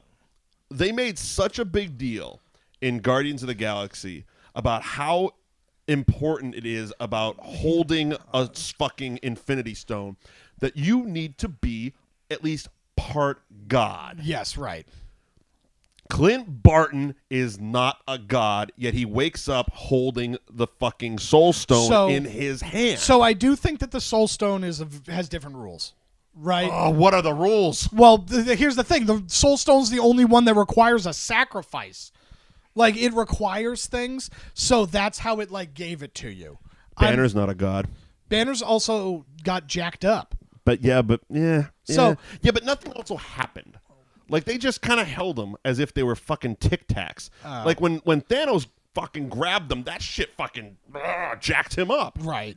I think that... Do you need a gauntlet to fucking get jacked up? Or you can just kind of hang on to these stones as much as humanly possible? So he pulls the power one off, puts it in his other hand, jacks him up, and punches the fuck out of Captain Marvel. So, this is the way that I would describe the difference. You can hold it, but if you're trying to harness it... Oh, my God.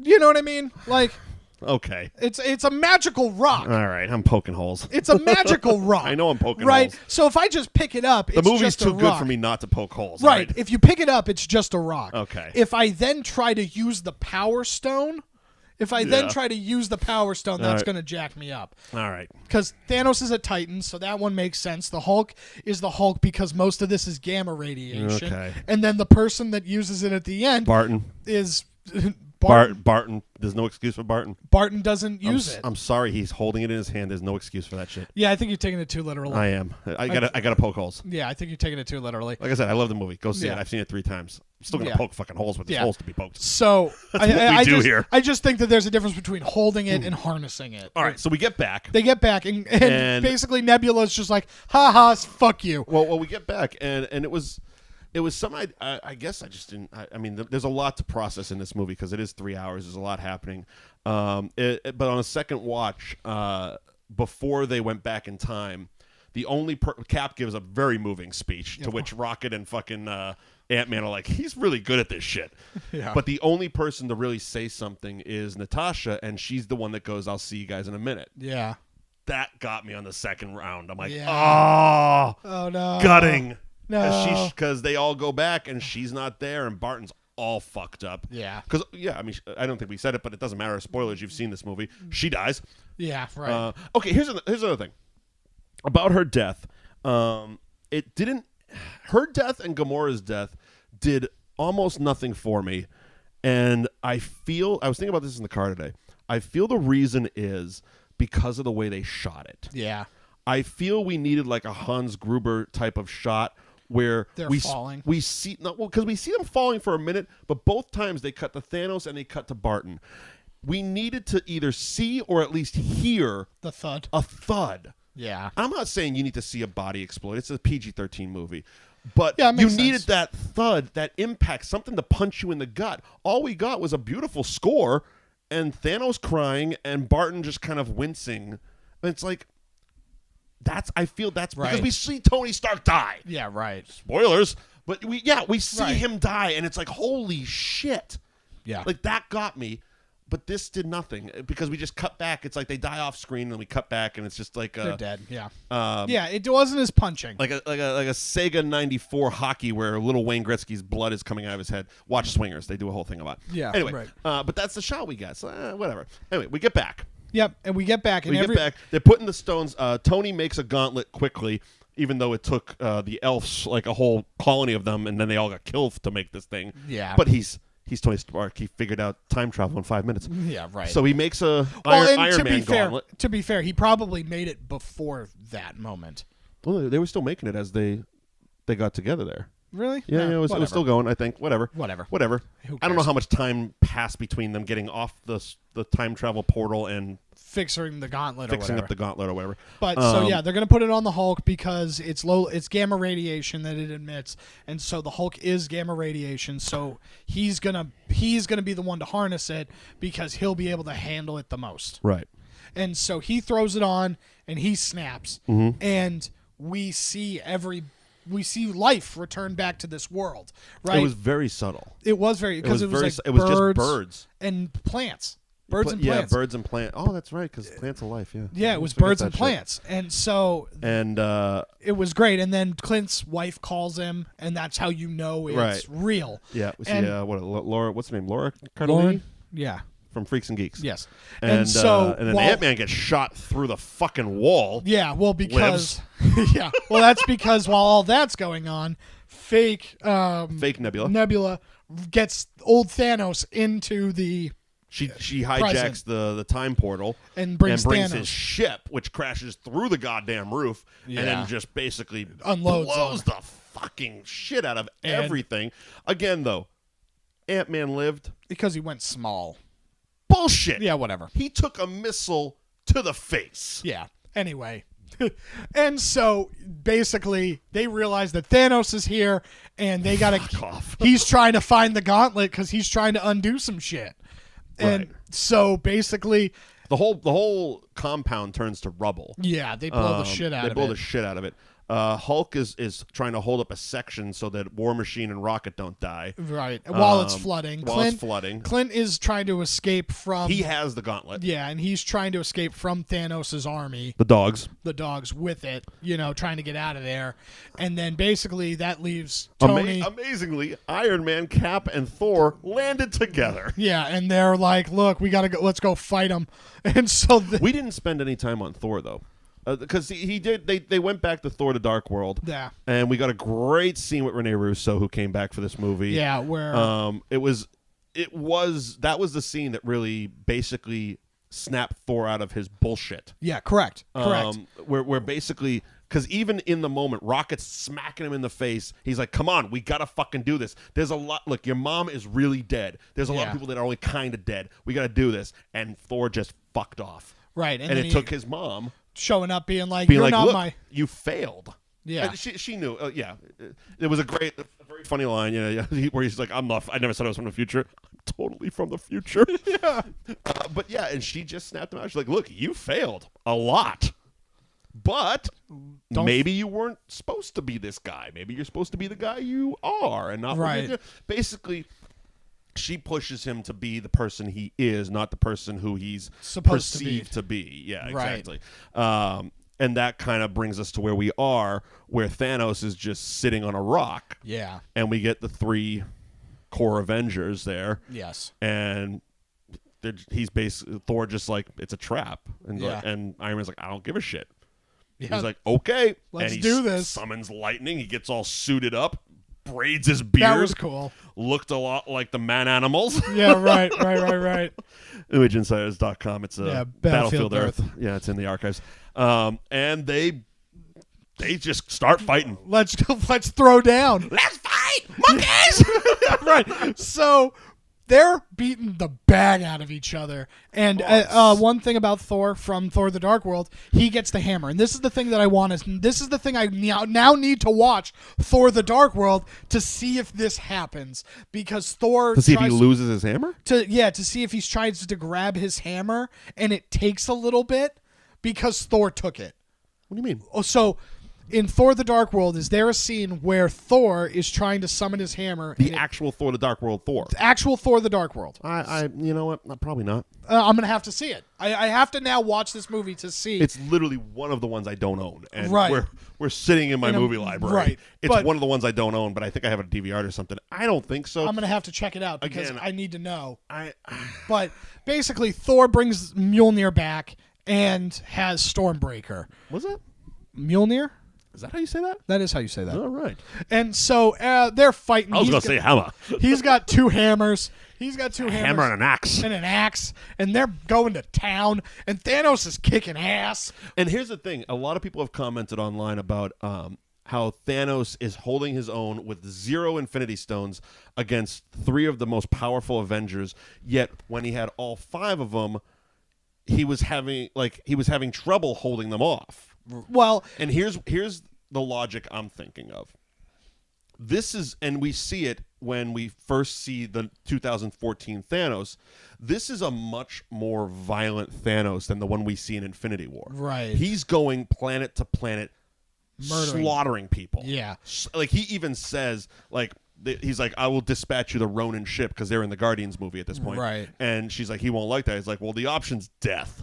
Yeah, right. He's just going to kill people. He's wiping blood off the blade as he walks into the ship.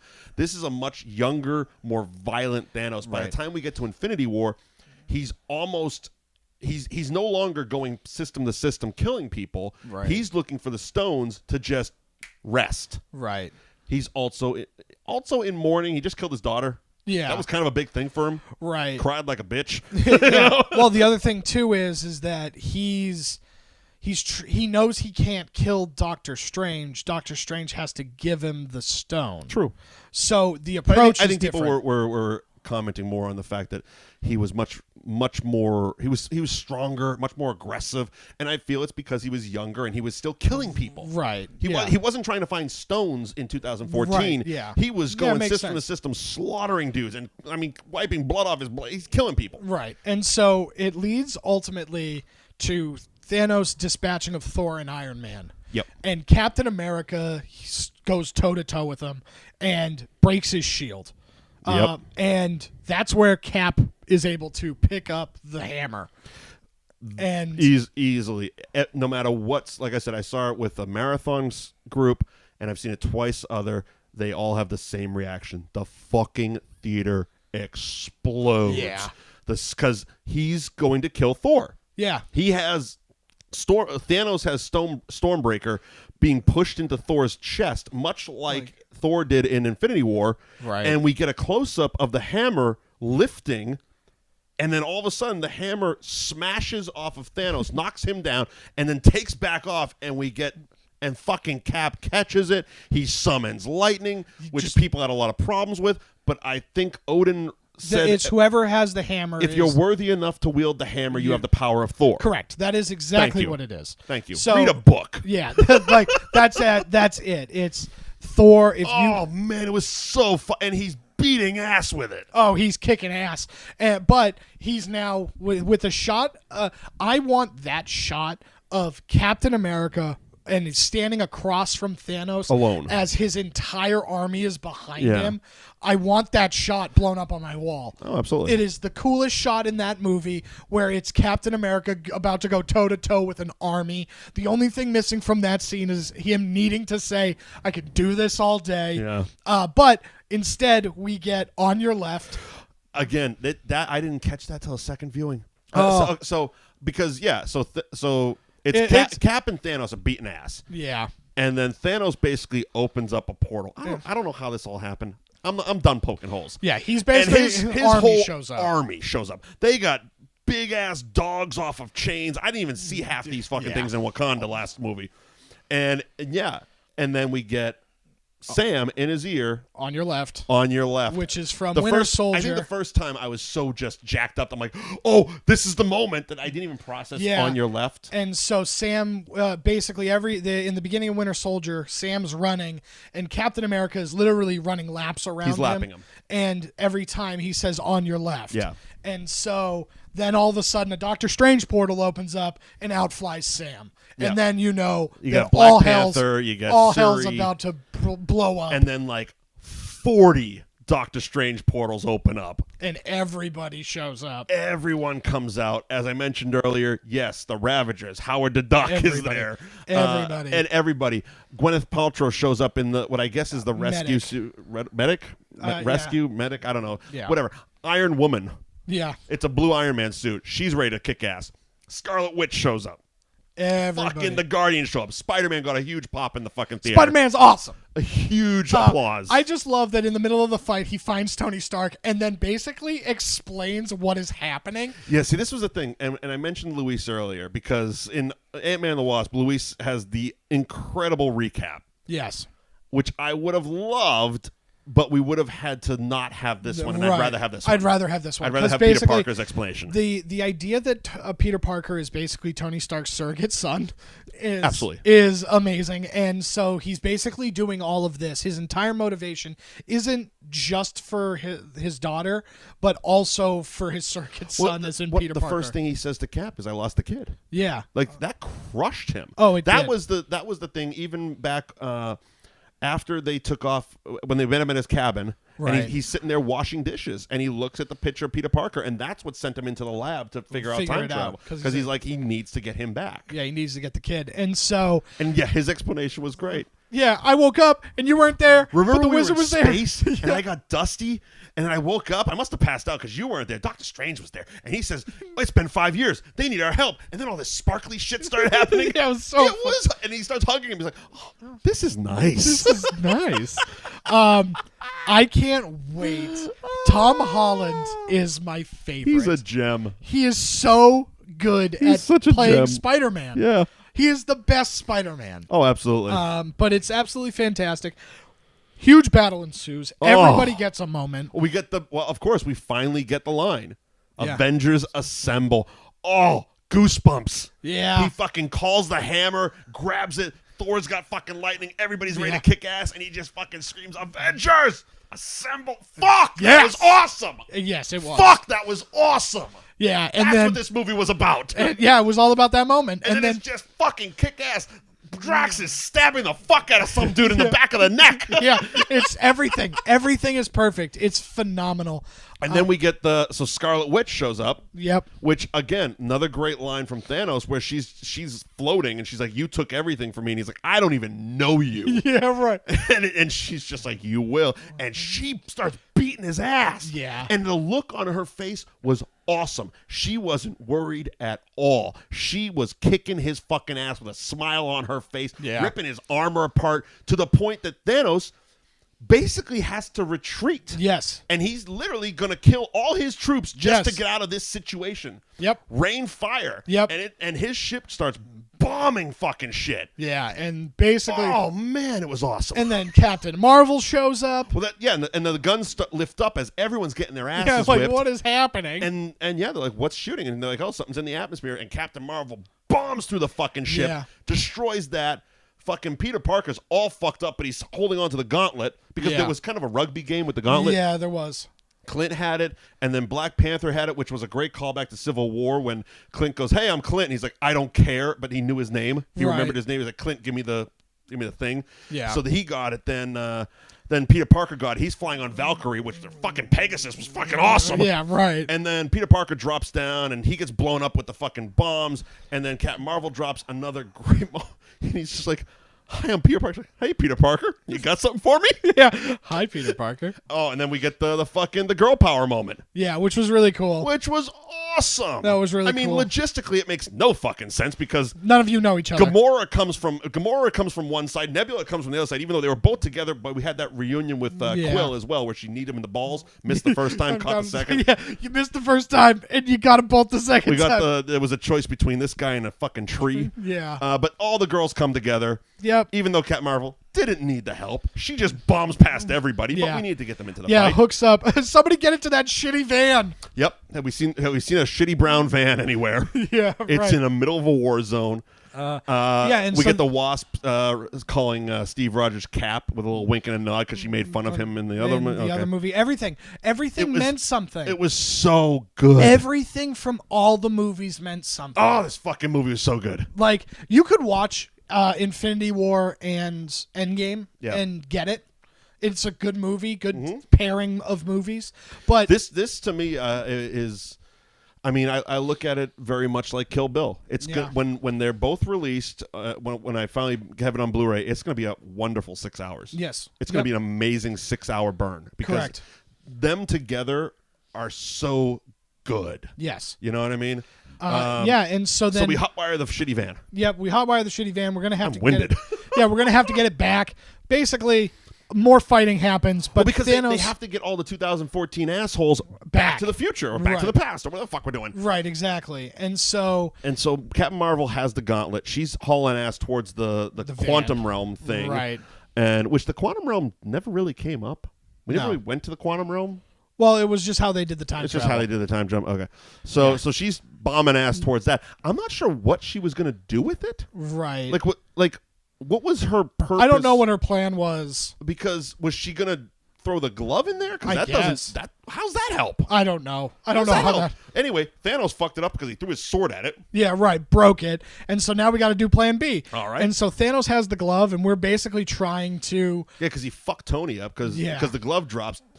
It's between Iron Man and Thanos. Thanos grabs the glove, punches Tony a bunch, goes for a snap.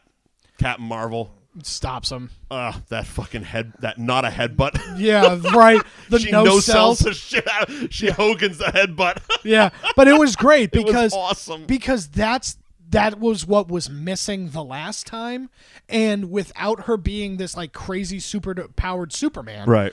it really helped her. It helped because she was able to distract enough for Tony to get the stones off of the other glove onto his gauntlet. And he was able to do that because of the nanotech, right? Right. He basically just absorbed the stones onto his nanotech. Correct. And yeah, and so Thanos turns, does the inevitable line, And snap. tink, tink, tink. Yep. Which, again, dude, you couldn't see your thumb? Yeah, right. I mean, right there. There's Yeah, a stone in right. your thumb. Yeah, you didn't Come on. notice. Okay, anyway. Yeah, you didn't notice, you dummy. Again, we're poking holes. Yeah, you dummy. But Obviously, there's no stones, and then Tony has them. Tony uses it to just dust everybody. That's I am bad. Iron Man. Snap. Fuck! It was awesome. So All the 2014 assholes get dusted, including Thanos. Now, here's where some opinions come in. does Gamora get dusted? I think she does. Yeah. Now, but also, is there dusting death, or is it sending them back in time? I don't know. Because I don't know. Again, what are the rules? He's got the time stone. That's part of this snap. Right. So it's like, is he just like send all these assholes back? Right. to their fucking 2014 because fast forward past Tony dying, we'll get there in a second. We get the shot of Peter Quill in the ship searching for Gamora. Right. Which obviously I'm guessing is going to be the crutch of 3. He's got three. the quest for Spock. Yes, exactly. But because why else wouldn't she be there? Right. Like even if she doesn't trust them, right, she's still got Nebula, right, and Nebula's on the ship, so it's not like it's like the battle's over. I'm fucking off. Right. I wonder. I think she got tested. I would hope, and maybe we'll figure this out in Spider-Man: Homecoming. Right. But I would like to, when Tony snapped and got rid of them, we just make the very easy, because it helps with the Peter Parker stuff. Yep. Where it's just like, we also just took everybody that had lived in the 5 years and we just brought them back 5 years. I just hope that that's what we did. See, and this whole bringing people the 5-year thing is gonna fuck people up, because there's a lot of 20-year-olds now that were in Peter Parker's class. Right. And so I hope that they just brought.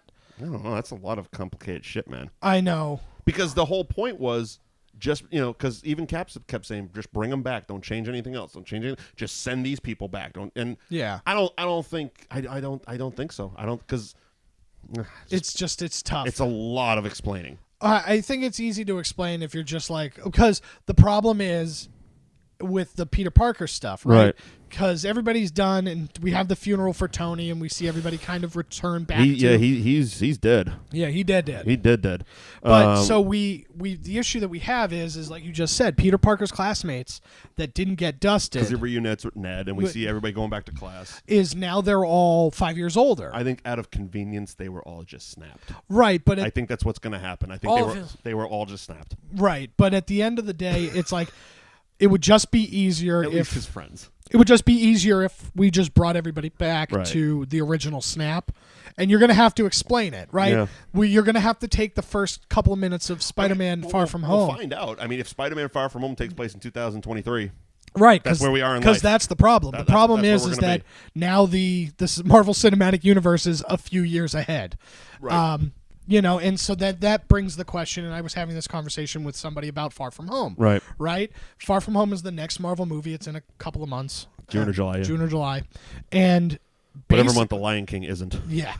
Basically, there was two things that people were talking about. Would does Far From Home take place before Infinity War or after Endgame? Right? Because obviously Spider-Man was dusted at the end of Infinity War and came back at the end of Endgame. Well, Kevin Feige has already said it takes place moments after Endgame. Okay. Yep. So that, because we were talking about that, and basically it all just boils down to the only reason it would be set before Infinity War is to set up Norman Osborn. Nope. And so if that's not the case, nope. We're moments after Endgame on this one. Then there's. So let's talk about the funeral for a second. One of the coolest things I found out in my research was they were all there.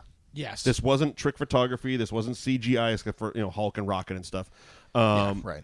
But it was they filmed that on the day that the whole group got together for the 10th anniversary photo for Vanity Fair. Oh, cool. So they just basically set them up on a green screen and shot them. Yeah, shot all of them in one take. It was a pretty cool thing, which is why you get Brie Larson and Sam Jackson as his one appearance in the movie. Yeah. Where was he? Yeah, exactly. He that can was wield the a thing. gun. Yeah, that was the thing. I'm like, why wasn't he in the battle? Like, whatever.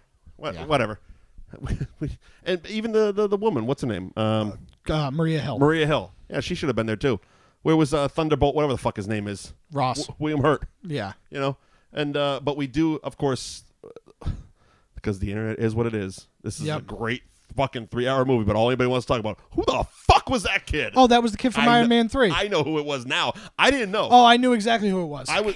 Did you really? Yes. Okay, because the first time I was watching it, now granted, the first time I watched it was after the marathon. So that day, I had sat in a theater for Infinity War, Ant-Man and the Wasp, Captain Marvel, Endgame. Yeah. My eyes were fuzzy as shit. And Yeah. that camera's moving in a weird way. Yeah. And I'm trying to pick everybody out, and I'm like, all right, that's Maria Hill, that's Thunderbolt. Who the fuck is that guy? Yeah, so it was the kid from 3. Now, why? So the reason is he going to do some Iron Man shit? No, but he was very important. The thing that I liked the most, did Pepper be like, "Hey, come to a superhero party"? I guess I don't know. I don't know why he was there. Like logically, why was he there? Logically, the reason why is he had very much to do with Tony kind of recovering from the New York. Yeah, that's what the plot of Iron Man 3 was. Tony kept calling him a pussy the whole time. Yeah, but still, that was the plot. That was the plot of Iron Man 3. He gave him a place to hide. Yeah, that was still the plot of Iron Man 3. And it was like, in theory, this kid helped Tony get over his stuff. So that's why he was in there. He was physically affected. We get the fantastic callback to the cheeseburgers. Yep. With Tony Stark's daughter Morgan and Jon Favreau. Yep. Which fucking, if there was a dryer in the house, you have no soul. Yeah. That was fantastic. And then we haven't talked about it. We kind of skipped over that whole part. The I Love You 3000. Yes. So I Love You 3000 is awesome. So that's and nobody knew it till I fucking hit Reddit. Yeah. Nobody knew. Thank you, Reddit, for figuring this one out. Yeah. So Go ahead. Coolest thing about it is, so in the movie, Iron Man and his daughter Morgan talk, and she says, "I love you 3000," and the reason. He's like, "I love you tons," and she's like, "I love you 3000." Right. And so it's a cute little father-daughter moment. Turns out that the entirety of the Marvel numbers. The entirety of the Marvel Cinematic Universe, Spider-Man Far From Home included, is 3,000 minutes. Let's see. Hang on a second. So that's basically it. Well, so basically what needs to happen. Okay. It's Far From Home needs to be like an hour and a half, 2.5 hours. Yeah. So the entire 22 films equal 2,868 minutes. Correct. If Spider-Man Far From Home is 132 minutes, the entirety of the current MCU will be 3,000 minutes. That's too accurate to not be true. It's too accurate not to be true. That's amazing. Yes. That is such an Easter egg by the Russos. Yeah. Yeah, and then we end with Cap putting all the stones back. Which we kind of talked about. He ends with getting his dance with Peggy. He lived a long life with her. We could dive into that, but I'm not going to. The breaking of the timelines and stuff like that. He turns into Joe Biden. Yeah. That is ultimately to me a way to get rid of Chris Evans without having to get rid of Chris Evans, right? Because if in Phase 4 Chris Evans decides I just needed a little bit of a break, right, and I wanted to just go direct indie movies. Well, he's already been signed on to direct a few episodes of the Falcon Winter Soldier, right? And so the Disney Plus show. This has happened before, and right? he could be like the new, for lack of a better term, Nick Fury, right? Where he pops up for minutes at a time, right? But give him a day on set, put him in makeup, have him send him out on a mission, right? Or because what he did do was he gave Falcon the shield, and he's now the new Captain America. He's the new Captain America. So now, comic book relation, right? For how this works, Captain America, the super soldier serum wore off, and so he turned into an old man, right? So in order for somebody to be Captain America, Sam Wilson, Falcon, took up the mantle as Captain America. Right. So that was recently, within the past 5 or 6 years. Sure. Right? And so what has since happened, they've rectified that situation, and, Steve Rogers is back and became Captain America again. Right. Hooray. But that leads to an ultra awesome potential return in the future, where if there's this old Steve Rogers running around, right. All of a sudden it's just like, nah, Steve, America needs you. Well, because, a lot of the thoughts, especially online, doing my research, is did he literally just sit out everything? Because he went back in time, married Peggy Carter, lived a long, as he would call it, beautiful life. Right. But that means he didn't take part in any of the Avengers shit. Because the other Steve Rogers did. But he watched it all happen? Yeah, that's kind of a dick move. It's kind of a dick move. Yeah. There's some weird time travel stuff. There definitely is. I think that a major reset button is going to ultimately get hit at some point. I will say, as far as the 5 end credits scenes that we have here, not end credits scenes, but 5 endings we get. Yeah. The one I am looking forward to the most is as Guardians of the Galaxy. As Guardians of the Galaxy. Thor passes the crown, the mantle of Asgard to Valkyrie. She is now. It was interesting that he kept calling her the king. Yeah. Because I mean, I don't get it. I don't get the mythology and all that stuff. I didn't read the comics. Do they have kings and queens, or is it just everybody's a king? I don't know. Anyway, so she's now the ruler of Asgard. Yes. And Thor, Lebowski, because he never lost weight. No. Is joining the Guardians, which, hooray! That's what we all wanted. We get our fucking Thor, Rabbit, and Tree in the intergalactic space adventures. Yep. And we get the great back and forth between him and Chris Evans. Chris Pratt. Pine, whatever the fuck his name is. Pine is really pissed he's not in this one. Yeah. Battle of the Chris's is going on. He's not a part of it. Yeah. And yeah, I can't wait for him to be in Guardians 3. Yeah, it's going to be great. It's going to be fantastic. And it's even to the point that Chris Hemsworth has been saying in interviews, because now they can actually do press and talk about it. He's like, I'd love to play Thor forever now.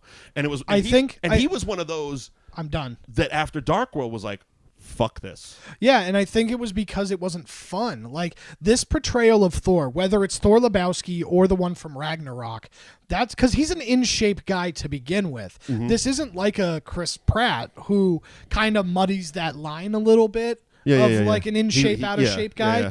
Chris Hemsworth is always in shape. Right? So playing Thor isn't that big of a stretch. Right. Yeah, maybe he's got to bulk up and not eat as much, but he's in good enough shape that transition. Rene Russo had the line, and please, son, eat a salad. Yeah. But it's, so it's not that big of a jump for him to keep doing it. I think it was the character. The character was too serious. The character wasn't fun in Thor the Dark World. Right. And after Age of Ultron, he's still kind of a douche. It's kind of like hard to take him seriously. But then, after Ragnarok, I'd play that character forever. Right. So. And Taika Waititi has also said that he's pitched a Thor 4. Great. So, I mean, at the moment, I'm happy with Thor hanging on the Guardians. Yes. And being that almost like a Hulk, like we talked about Hulk earlier. I'm almost good with Thor just kind of popping in and out of movies, because I also think it won't tire Chris Hemsworth out. Yeah. Because you say that now, you say you could play him forever, but 2 more of these fucking movies and you might be done. Yeah. Whereas if he's more shows up for a couple of days, because we have the new Avengers now. Yeah. We have Spider-Man, Black Panther, Captain Marvel. We have this new crew, Falcon, Winter Soldier. That's our current Avengers now. Right. Iron Man's done. Hulk is basically done. Captain America's done. Thor is with the Guardians. Right. So the Avengers are well, them. I think ultimately that's what Far From Home's going to be. Is going to kind of just explain all that shit. The reason Nick Fury's here is because he was going to want Spider-Man to helm the new Avengers. Because he is in that movie. Yeah. Yeah. So he's going to be in that. Whew. And so that is Endgame. That is Avengers Endgame. Yeah. Yeah. Imagine if we tried to do this as a bonus episode and try to get everything in 30 minutes. Yeah, no, thank you. No. So, thank you for joining us on an extended version of that movie show. We needed the extra time just for this movie. Of course. Next week, what are we doing, Liam? What do you want to do? I'm going to look to see these movies over here. Yeah, I got quite a few. You know what? Mm-hmm. So it's coming out soon. So we could do it. Okay. And I know you haven't seen it. Okay. Detective Pikachu's coming out soon. It is. I think so. It should be. Maybe July. We could do Pokemon's first movie. They have one? Yeah, it's a cartoon. It's very sad if you're 8.